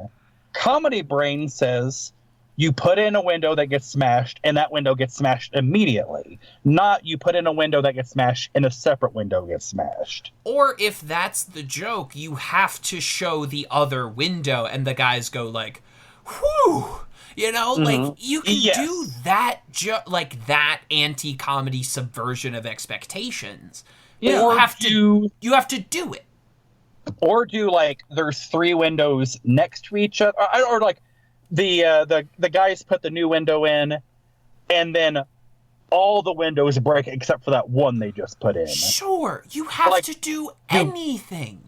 But they don't do that at all in this movie. They just a different window is broken, and there's no reaction to the people who just put the new window in. There's no reaction to the guy who's like, you don't see the big bald guy that gets thrown through the window go like, again? Like, nothing. Anything at all. And there is nothing. It's a huge bummer. But yeah, then Robotnik sends a big tank after them, which Robotnik is not in this tank, which was confusingly edited together. Yes. Well, yeah, no, he does drones, you see. Yeah, I mean, it was confusingly edited together, where I thought Robotnik was in the tank. Because they keep cutting back to him like he's in the tank. Yes, they first show, it's like the Batman Begins Batmobile chasing after Sonic and James Marsden, and then Sonic blows that one up, and then it's a smaller version that comes out of that, and during a smaller version of the Bat Tank, And during the Bat Tank, in the smaller version of the Bat Tank, you see Jim Carrey like, I've got you now. And then the smaller version of the Bat Tank explodes, and then it becomes this like Bat unicycle. And then you see Jim Carrey still like reacting, and that's when you learn like, oh, Jim Carrey wasn't in those. Yes. And it's very confusingly edited. Plus, it's very confusing to Sonic lore because Dr. Robotnik is always inside some sort of kooky vehicle that Sonic blows up at the end of every level of Sonic. Yeah, and these so big for Robotnik, so for Robotnik to not be in a Robotnik vehicle is very confusing. It was confusing. It's a charming enough action sequence. Yeah. Like, Sonic has genuinely to creative. drive for a little while, and it was fine. Like, it was not. I would not hesitate to use the word. I would be cautious to use the word good, but it was fine. And it does enough. And of course, Sonic learns to drive in this sequence, which comes back later. Because Sega, for whatever freaking reason, wants Sonic to drive a car, and it doesn't make any sense. Why wouldn't he run? Why do we keep having Sonic racers? Sonic can run faster than a vehicle. Why does this keep happening? Why do they want Sonic behind the wheel of a car? And at least if you're going to have Sonic behind the wheel of a car, make it the Sonic Mobile so you can get that like as a Burger King toy. You can get that on store shelves. But instead it's just like a Ford truck. It doesn't make any sense. Yeah, it was no good. And of course it comes back later in the movie when from the wife's house, from Natasha Rothwell's house, they drive to the Transamerica building, and it's revealed that Sonic was driving the whole time. And then Mrs. Wachowski gets out and says, why'd we let Sonic drive? And I'm like, yeah, why did you let Sonic drive? What the fuck is wrong with you? It's a joke that doesn't make sense. Like, if you... Here's the sequence you do. You know, Tom gets knocked out by a Robotnik something, and the wife has to take care of him, so Sonic has to drive. And you do a crazy, like, oh, he's bumping into everything. Oh, he's barely dodging traffic. You know, you do a comedy car driving sequence. But no, not in Sonic the Hedgehog. You just cut to Sonic having driven there, and two humans that I'm supposed to understand are sane beings let Sonic drive. I hate it. I hate it so much. At least, like, have a joke where they step out of the car and you're like, why do you always gotta go fast? Or something, you know, just like... Anything. Or Sonic gets out of the car and he's like, thanks for letting me drive. And then and then James Marsden and his wife comes out and their hair is straight back. Or something, you know, like... Or Sonic was in the passenger seat and he had a fake steering wheel for kids and Tom was driving the whole time. Anything else than what you actually did. Yeah, there's a lot of jokes that are like that that are not jokes but framed as jokes. There's a chase sequence and it's fine. But it ends like, and it's like Dr. Robotnik's got like a Russian nesting doll of tanks, and the drones within drones, and eventually the very last Vanguard one explodes and hurts Sonic. So then, because we needed something for James Marsden's wife to do, she's a vet. So then it becomes like we got to get Sonic to James Marsden's wife so she can make sure Sonic's okay. And whenever James Marsden arrives at his wife is staying with his sister. The wife, when she went out to look for apartments, brought her dog, which is being a dog owner, you don't do that. You do everything you can to get your dog away from you when you're traveling. You don't want to travel with your dog. But James Marsden's sister-in-law does not trust James Marsden. She does not like him. Because she's a sister-in-law, right? Yeah, exactly. And once again, that's this movie not explaining how jokes work. It's got to be the mother-in-law. that does that, but they make it the sister-in-law. Yeah, they make it the sister-in-law. But here's the weird thing about this joke: is it starts before Tom is a terrorist. One older woman This to is play, true, yeah. to play It's- Longclaw. Yeah, it's fine. But they start this joke before Tom has done anything wrong. When he is an upstanding Montana cop that is transferring to San Francisco, and his wife overnight flew to San Francisco, and to the point where I was like, "Wait, she's been in San Francisco the entire time? When did also, she he leave? worked. He put her through veterinary school. Yes, he has been nothing but upstanding, and on the phone, the sister-in-law is like, you should Divorce. And I was like, for what? What is this joke? It's like they came together. It's like it's just an archetype that has arrived in this movie. Just bring up, and like, not only that, but like it's a joke that's a reference to a Dolly Parton song in a Sonic the Hedgehog movie. It's so, or alternatively, an Opera Man sketch. Yes. An Adam Sandler Opera Man sketch. That's just true. Mystifying this film is. But Sonic gets his shoes from a little girl. They tie up the sister-in-law, and Sonic, this whole movie has been wearing, and I forgot to look at the trailer to see if in the trailer because through the entire movie and almost all the action set pieces, Sonic is wearing like these beat up, mismatched shoes. One's got duct tape all over it. He doesn't get the shoes that he's known for until way late in the movie. I forgot to look at the trailer to see because the trailer has a lot of sequences from that like Russian nesting doll Vanguard 1 bat tank sequence I was just talking about. I can't remember if in the trailer he's wearing the Sonic shoes or not. Might be, but like it's pretty common practice now for studios to like change the footage for the trailer. Yes, yeah. But so Sonic has been wearing like beat up, nasty, raggedy shoes for this whole movie, but he finally gets like the shoes that we are accustomed to Sonic wearing in San Francisco from a little girl, and he also meets James Marsden's dog, and the joke is Sonic doesn't like getting licked by the dog. Well, no, he's jealous that James Marsden has another animal as a friend. So Sonic is aware he's an animal. Yeah.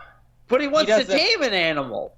Oh, yeah. Shit. It's... Does Sonic want slaves? I'm not going to... we're not going down this trail. Not on one where we've... I don't want to know the answer to that question. Not on an episode where Rodney King has been invoked multiple times. Can we dare approach this subject matter? I refuse. Guys, will not it's the Sonic movie review. Time for some critical race theory.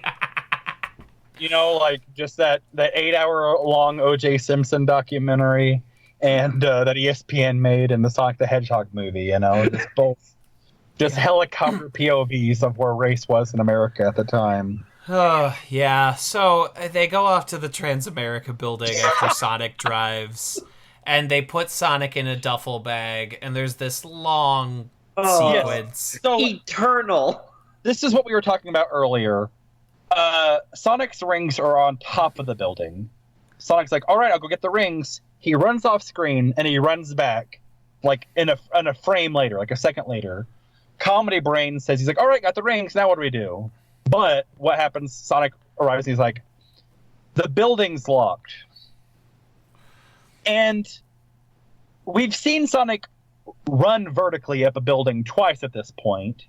And also, we saw Sonic, like, stop time to run so fast. Like, he could just run through the door in the space of time, like, that it's being opened and closed. But because the script calls for this duffel bag sequence, this bit of non-medy with a duffel bag, the door is locked. So James Marsden and his wife show up, and they're like, and of course, what else do you want in your movie for babies? James Marsden shows up. There's a jumper on the roof. There's a man going to kill himself. and the lady, and then they just give him a pass, like, yeah, and the as lady if like it's normal. the lady at the front, he shows his badge to the lady at the front desk, and he's like, they sent an officer from Montana, and he's like, it's a really bad situation. Ha! So You just saved a life. yeah, you just saved a life. Sonic With Montana, known for its compassionate police. Every state in America known for its compassionate police. So Sonic gets stuffed in a duffel bag, and Sonic's like talking to James Marsden and his wife. Someone's like, "Do you have a kid in that duffel bag?" And James Marsden's like, "Oh, it's not my kid." And that's fine. That's fine. It's whatever. But why would a human say it? Why is Sonic a fucking idiot? He doesn't know to stay quiet in the bag. I hate it. I hate it. This is probably the worst scene in the movie. Yeah, put the hog in the fucking washing machine. Torture him. I hate him. Also, I just randomly Punish thought about the hog. Skin the hog. Flay the hog. I just randomly thought about it.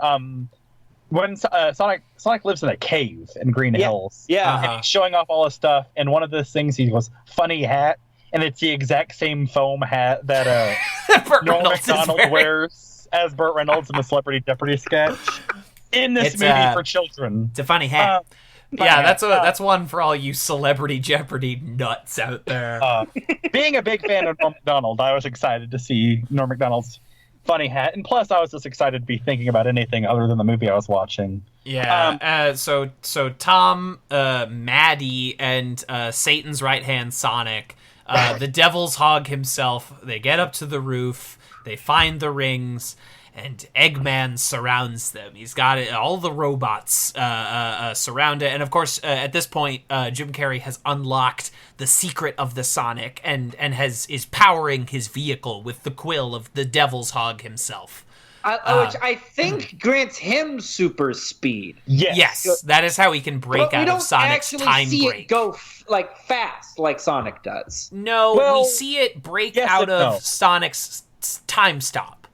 In this Clock Stoppers sequence from the Nickelodeon original movie Clock Stoppers, Sonic goes fast, and to the audience that sees stopping time, Eggman then matches his speed and can drop out of the time stop. And Sonic does some sort of whoa, he does some sort of I'm surprised to see this. Yes, but barely. It's a non... And, of course, Maddie, a veterinarian, when having an army of drones pointing lasers at her, is making jokes. Yes. There is no sense of threat to this sequence whatsoever. There does seem like there's a point, at one point during that chase scene we were talking about earlier with the tanks, James Marsden gets to hang out of a car and hit a drone with a baseball bat. And, I get this feeling that was the scene James Marsden was like, that'd be really fun to do that. And then so after they shot that scene, James Marsden just kind of checked out of the movie. And so he kind of just, ambles and that guys through the rest of the movie. And this is during that. During this drone sequence, he and this, the vet are just yeah, drones, just cracking wise about it. They don't... The check cleared at that point, so they don't care anymore. For sure. Sonic, instead of just because he can run so fast, instead of just picking up each of them and running them down the elevator shaft or something, Sonic pushes the two off of the building and then throws a ring at them and then makes the ring say green, or makes the ring take them to Green Hills. And he pushes them through that ring, and they end up in a big hayloft back in Green Hills, Montana.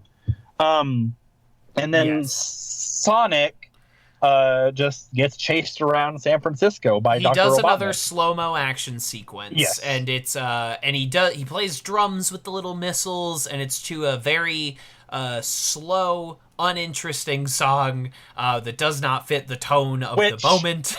Obviously, and once again, Comedy Brain says Sonic was supposed to drum to the drum solo in In the Air Tonight by Peter. Yes, that is what I was saying. But it doesn't happen. So yeah, like he drums on the missiles and pushes them out of the way and all this stuff. Robotnik is in his little egg cruiser thing and chases Sonic around. And they end up back in Montana, but I don't remember how. You could point a gun at my girlfriend's head, and I would not be able to tell you how they returned to Montana. Like, the specific sequence of events. It's gotta be... I think they did. It's gotta be a ring thing. Yeah, it's gotta be a ring thing, but I don't know. Yeah, but, like, who did it? Who did the ring? Because the egg wyvern slowly comes out of the ring, so Sonic did the ring? I think Sonic wanted to protect everyone, so he, like, ringed away. So he ringed to his favorite town with all of the people that he loves. Let me keep them safe by bringing them Robotnik. Fine, whatever, movie. We then reach our climax where Eggman sits in the middle of Green Hills and does nothing. James Marsden cop, he comes up and he reaches, of course, the culminating part of his character arc where he decides that he loves his small town and doesn't want to move to San Francisco. Movie. That's what he learned. What was the reason why he wanted to stay again? He wanted to move to San Francisco because he really wanted to be in a life or death situation where he had to save somebody. Like, real cop work. He wants to be on the beat. He wants to help people, not just unclog people's gutters. And Sonic says, don't do that. And James Marsden is like, I guess I shouldn't do that. Well, in this sequence, Sonic throws a ring, and it makes a ring warp zone behind Dr. Robotnik, and James Marsden steps through that and punches out Dr. Robotnik. And that's James Marsden's like, I finally had my moment where I saved a life. And then Jim Carrey says, hell.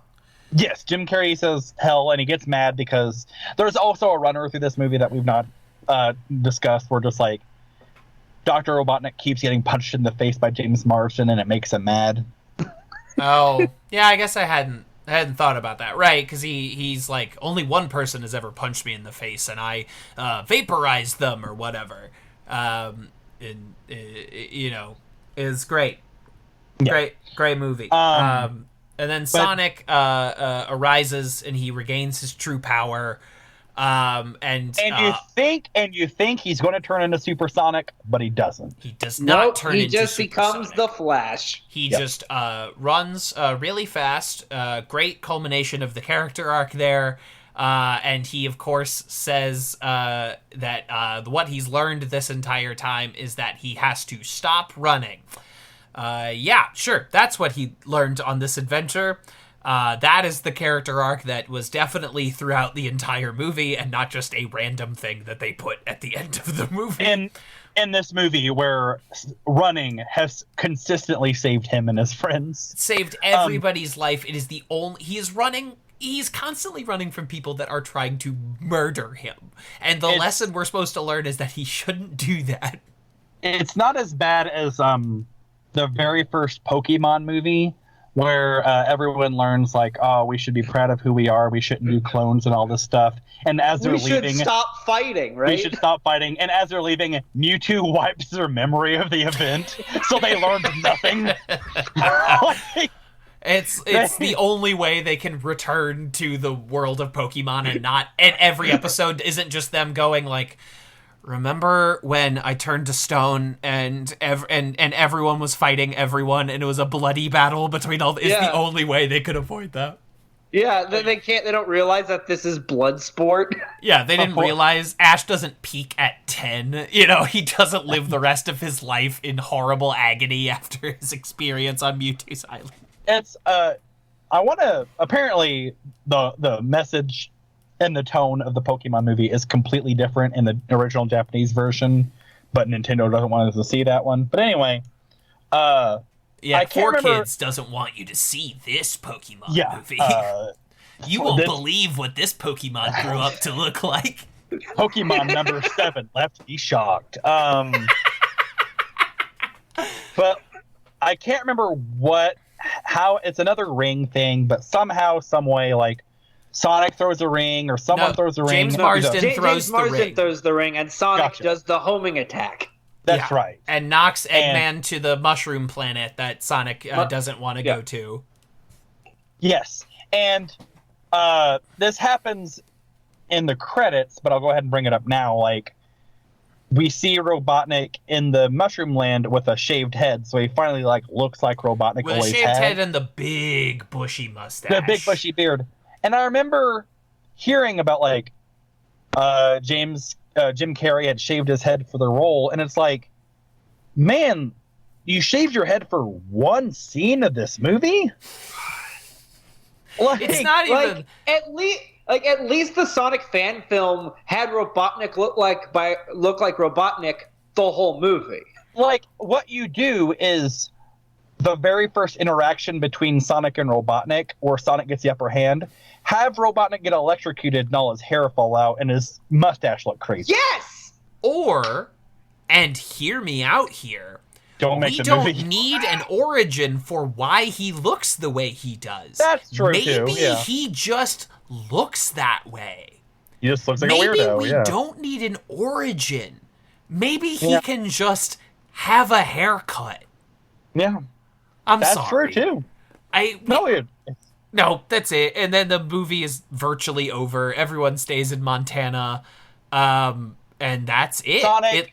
God damn it. I just realized, just like all of the trailers Vern showed had babies, they're all origins. Yeah, they are. I mean, what I needed was to learn why Mystery Incorporated got together. That's what I really... To fight, spoiler alert, to fight Snidely Whiplash. Ooh. The Scooby-Doo movie, it's the start of the HBU, the Hanna-Barbera Cinematic Universe. Yes, because at one point in the trailer, Shaggy and Scooby end up on the Blue Falcon's ship. And also it's going to have Tracy Morgan as Captain Caveman. All right, movie. Okay. All right, you won me over. All right, movie. Can't wait for Fred Flintstone to meet Scooby-Doo. Oh. Again. Yeah.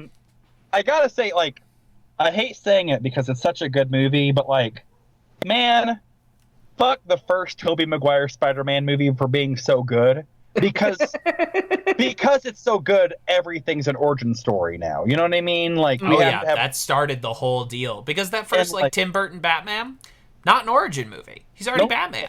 And you get the origin in a 30-second flashback at the very end of the movie, and that's all it needs. Yep, and because Spider-Man 2002 whips so much ass, everyone has been doing it constantly since then. And because also, like, 9/11 sure came up a lot, but, like, Spider-Man was the first movie to do well after 9/11, and that was, like, they thought, like, because of Spider-Man, movies are saved right now.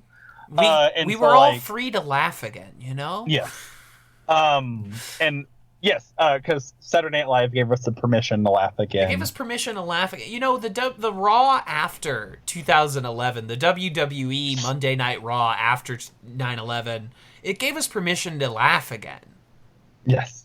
I love when things take credit for reviving the country after 9/11. It's my favorite, like, subculture of entertainment. And man, you know, like, I'm a big proponent of, like, cashing in your chips when the time is right, you know, going out in a blaze of, not like, you know, like, not living long enough to see yourself become the villain or whatever it is, but, like, man, if Rudy Giuliani had never stepped in front of a camera after that first SNL after 9/11, he would be remembered so much differently than he is now. He'd be remembered as a great American hero instead of an absolute lunatic. Really, really fucked the pooch on that. But back to Sonic.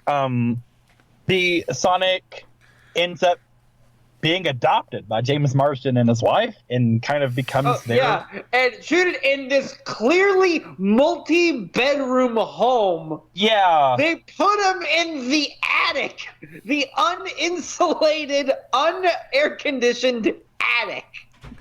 And once again, like, movie logic dictates that, like, have a line in there that, like, they have a dog because they can't have kids or something like that. And Sonic and and like Sonic misses, doesn't have parents. Like, there's a gap there. Just build that gap, but that gap, or just build that bridge. But that bridge is completely annihilated. It's not there at all. It's not annihilated because annihilated implies that it was once there. Yeah, they never lay out a blueprint for it. It's like the weird gap I have with E.T., where the first act of the movie is about how the kid doesn't have a dad, that the dad is gone, and it's left this hole in the family that only E.T. can fill. So is E.T. supposed to be his dad? He does. Yeah. Is E.T. supposed to fill the gap of his dad? Because he becomes like E.T.'s dad. But then E.T.'s the one that teaches him a lesson? So, like, is E.T. this kid's dad? I think E.T.'s meant to be the childlike wonderment that Elliot lost due to the terror of divorce. He's the human incarnate of penis breath. Yes. E.T. just is a foreskin, right? Like, he's just all foreskin. 100%. Struck by lightning, the foreskin became corporeal. We did the mash. We did the monster mash. And Sonic is I'm sorry. E.T. is actually E.T.'s monster. Dr. E.T. stitched a bunch of foreskins together. Created the E.T.'s monster. On the E.T. ride at Universal, you go to E.T.'s home planet, and it's just like a big warehouse full of foreskins. It's the mountain of foreskins from the Old Testament of the Bible. It's thirsty. It's this and a joke that's only for me and Forrest Wharton. It's the mountain of foreskins from Mark Twain and the Mystical Cave, the script I wrote about Mark Twain. Oh, coming soon. I do not want to know the context because it will make me sad. But to wrap it up, yes, we have a pair of mid-credit scenes. Of course, the origin of Eggman. A trend I'm getting fucking sick of. Yeah, I remember, so this is another digression 2 hours into this podcast, but when I saw Guy Ritchie's The Gentleman with one friend and some friends' friends the other day, the credits started rolling and someone was like, we gotta stay for the mid-credit scene of The Gentleman, like legitimately, like looked at me and said those words, and I was like, no. No, I don't. I love leaving these fucking movies early. I love, like, people in a Marvel movie are like, where are you going? Like, there's another scene. I'm like, I don't care, see ya, bye. I saw the movie. That's the part that I care about.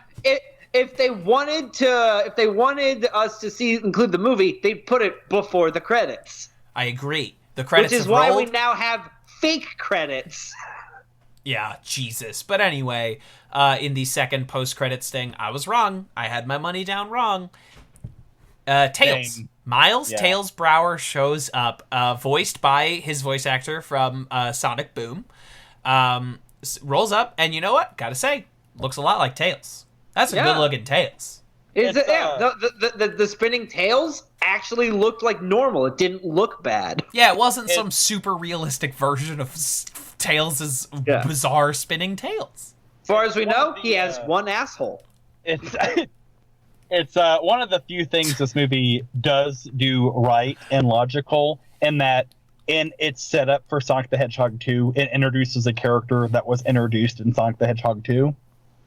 Yeah. Like, it's the only thing that they did, like, that's logical and feels right. I thought sure it would have been Knuckles. I thought sure, if not Knuckles, it would have been Shadow. What if it was fucking Shadow? Oh, what if it was Silver the Hedgehog? What if it was Charmy the Bee? I mean, can you imagine? So, as we round up this movie, now it's time to rate it out of 7 emeralds. How accurate does it feel as Sonic, and how good is it? Who among us shall do first honors? Kevin, you go ahead. Okay. So, on these 2 grand scales, how is it on its own? 1 out of 7 Chaos Emeralds. A purely nothing, unenjoyable experience. And that 1 Chaos Emerald has Jim Carrey's face, like, emblazoned on it. Like, the only thing that kept me going through this movie was Jimbo. A nothing film. And to compare it to not a perfect film, but a film that was going for almost exactly the same thing. Detective Pikachu, which in every way blew this fucking movie out of the water. Just, I mean, in terms of bringing iconic video game characters to, quasi live action, in terms of introducing us to that world, being the first quote unquote live action version of this character, completely shot the bed. And again, Detective Pikachu, not a perfect film, but like they got the important things right. They made you feel like you were a part of this world, and Sonic completely fails to do that. As a piece of Sonic media, okay, I'm gonna do 2 stratas of this judgment, because as a piece of Sonic media, it's a very poor adaptation. Sonic does not feel like Sonic. There's almost none of the Sonic iconography beyond like the rings that are in it. It is not a good translation of any version of Sonic that we've seen before. However, as a translation of the long, proud history of the Sonic franchise of bungling what seems to be the most easy minor things and making them needlessly difficult, well, that's 7 Chaos Emeralds, baby. You did it. You fucking screwed that hog real good, and I commend you for not changing a lick, Sega, baby. I love you. Wow. Okay. So I'm gonna go ahead and go. There's and real quick, I gotta get this joke out of the way because this is the only opportunity I'll ever have to do it. In the movie world and in filmmaking, there's a term called looping, and that's just like adding in, like doing your ADR, doing your voiceover, things like that. And during the end credits, it had the people who were responsible for that credited as loopers, and I thought it should have had Sonic in there because he runs through a loop. That terrible joke out of the way. And also, whenever we're done doing our reviews, I have a question for you guys, something I've been thinking about. But as a movie, y'all, I spent majority of January in the Philippines. I was there for 3 weeks with some extended family. Had a great time. But like anyone who's entertained guests before, you quickly run out of things that your home is known for. You can only take them to like Times Square so many times. Mm-hmm. And then you just like run out of things to do. And ultimately there's just like those moments where just like, we've got dinner reservations at 5. It's 3:00 right now. We have nothing to do. Someone put on a movie on Netflix. This Sonic the Hedgehog movie is the perfect movie for that. It's the perfect movie for like, we won't finish it. You may not even start it. You may walk in half an hour into it, but it's totally just like unoffensive and just like the perfect like, just put on FX until we have to leave movie, and Sonic the Hedgehog is perfect for that. It is the new Now You See Me. Yes. I would say it's a lowercase fine. It's the word fine, but in all lowercase. I guess it's as a movie on 1 out of 7 Chaos Emeralds. There were some moments that I thought were fine. I don't know, I'm going to give it a 2.5 Chaos Emeralds out of 7, maybe 3. As far as the Sonic adaptation goes, as Kevin said, like there's a lot of times where Sonic does not feel like Sonic. Robotnik does not feel like Robotnik. There's no Knuckle, or there's, like Knuckles is briefly seen with a mask over his face. We get Tails in a post-credit sequence. Apart from Rings and the Green Hill Zone music is played twice. Including a sad piano cover. There's a sad piano version of it. As a piece of Sonic media, the thing is, like, I'm not trying to be a fucking asshole, but just like, Kevin, you gave it the criteria of like, it shits the bed. And you're right, it shits the bed, but Sonic the Hedgehog and Sega, historically, they don't shit the bed. They spray diarrhea all over the bed. They fucking just slather the bed sheets with wet, runny diarrhea. And this is just like a poop that you thought was a fart shit the bed. There's the military is only in it for one scene. Sonic doesn't die, and he isn't brought back to life by the kiss of James Marsden's wife. Shadow, like, there's no time travel element. There's no, like, it's convoluted, but not in a messy Sonic way that it's endearing. No one has the Sonic the Hedgehog version of AIDS. So, like... What? Yeah, it's a thing. As a Sonic adaptation, I'm also going to give it 2 Chaos Emeralds out of 7. Yeah, I'd give it. Vern, you pretty much covered my thoughts on it. Actually, like I'd give it a 3. It's watchable. It didn't make me angry. Yeah. It didn't. But it did. That's the thing. It like occasionally not sustainably angry, but it never bothered me like in a bad way. It left me feeling nothing. This could play like on, like you could play this at like 1 p.m. on like network TV, and no one would care. Like, yeah, this movie just left such a nothing feeling with me.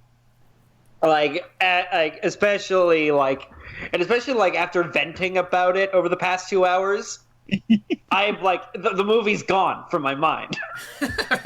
And I will never think about it again. And I won't think about it ever again. Until, like, especially if when they release the sequel, that will not happen. Yeah, probably not. Maybe straight to DVD, but most likely not. Straight to streaming. Yeah. When Netflix buys Paramount. When Sega Vision comes out. And we all get the Sega chip. We all get the blue chip. When they bring back the Sega TV that they had for Sega Genesis or whatever.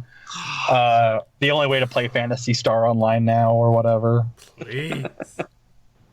Anyway, I give it 3 3 emeralds out of 7. Just nothing. It didn't bother me enough to actually hate it. And then as a Sonic adaptation, 2. Like the look for the most part kind of worked, but for the most part they didn't really feel like they let like Sonic be Sonic or Eggman be Eggman. Yeah. Like, because they were afraid of scaring away the walk-ins, the people who, like, oh, this movie, I don't know much about Sonic, but I'll give him a shot. Like, those 8 people all live in Montana. Like, those really are the their only movie. people who Yeah. don't know who Sonic is, like, at all. Yeah, that's a very good point. I feel like as a Sonic adaptation, it's a very tame Sonic adaptation. If you're going to make a Sonic movie, the year after Sonic the Hedgehog 2 comes out, this is the one that you release. But Sonic is part of the cultural lexicon now. Yeah. If you're going to do a Sonic the Hedgehog movie now, you go all in with, you do a fully CG thing with all the critters. Yeah. And you do a thing where, like, you do a season of Dragon Ball in a movie where it's like, we got to find all 7 Chaos Emeralds. Yeah. Sonic racing against Shadow to get the Chaos Emeralds in time. Right. You do that. Like it's a movie for kids, but it also has the kids' gloves on. Right. It doesn't let any of it come into itself. So here's my question for you guys. Mm-hmm. On the same scales as both a term in terms of as a movie and as an adaptation of what they are representing, I have this question for you guys. My whole life on the playground growing up was spent in a fierce battle, and you were on one of two sides. You were either Sega or you were Nintendo, and that's just what it was. You're either a Nintendo boy or a Sega boy. In terms of adaptations go, and in terms of adaptations and in terms of as standalone movies go, which is better, Sonic the Hedgehog or Super Mario Brothers the movie? Oh, Mario, hands down. It's Mario. easy. Okay, It's that's not right. even fucking close. No competition. That movie tried something. That in movie both categories? secretly In both categories? rules. Yeah, in all categories. Okay. I think it is a better adaptation of Mario than this movie is of Sonic. It also kind of secretly rules, not in a lot of ways that movies are traditionally good, but I find it very watchable. The design is not Mario, but is good. It is something. Yeah, it is Got anything. incredible production design. Yeah. Production You got design, some fun, hammy performances from more than one cast member.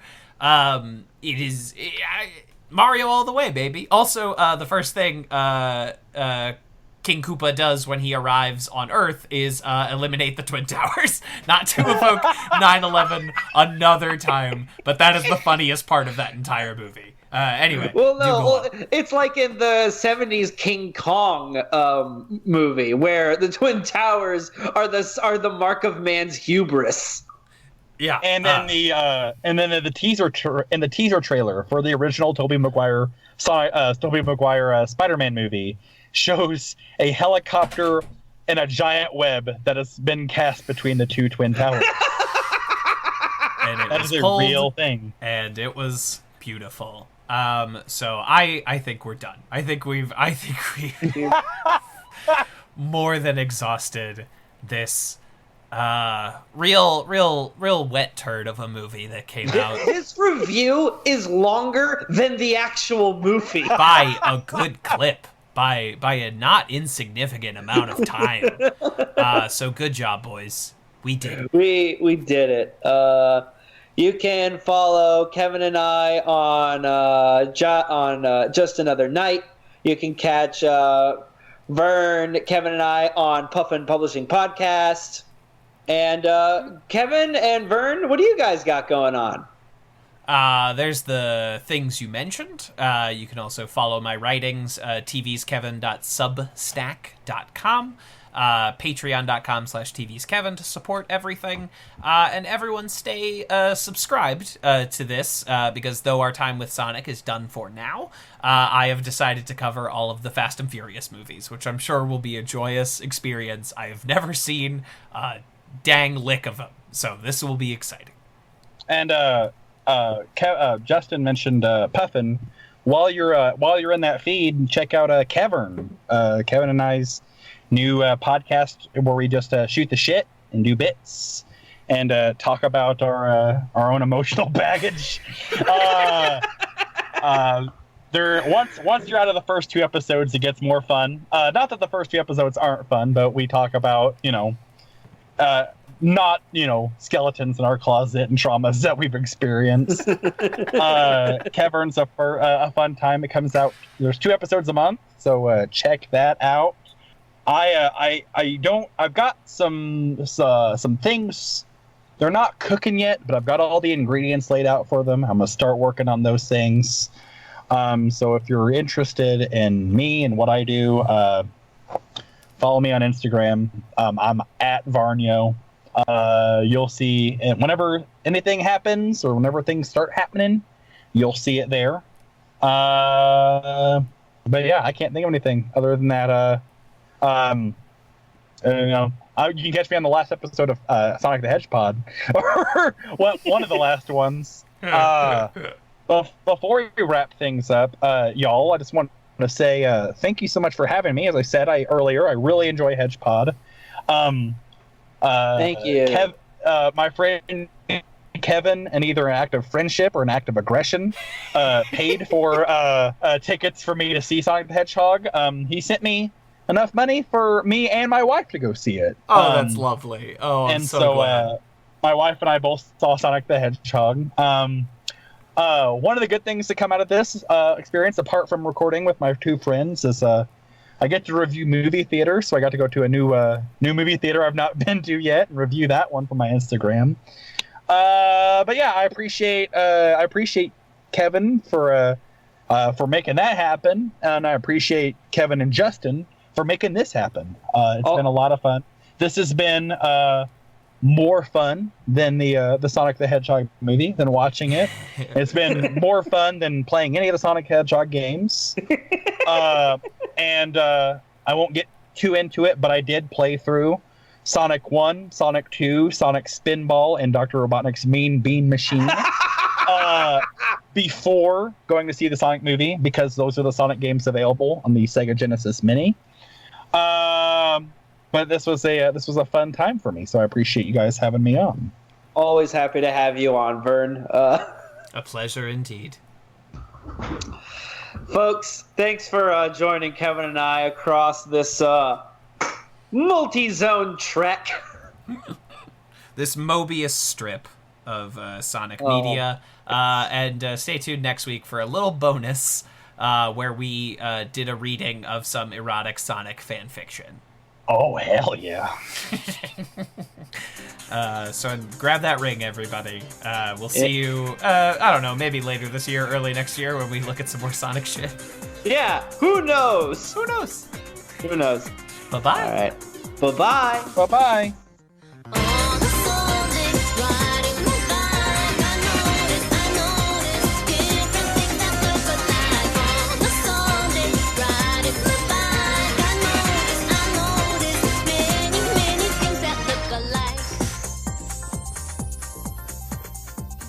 This has been a Talkback Podcast.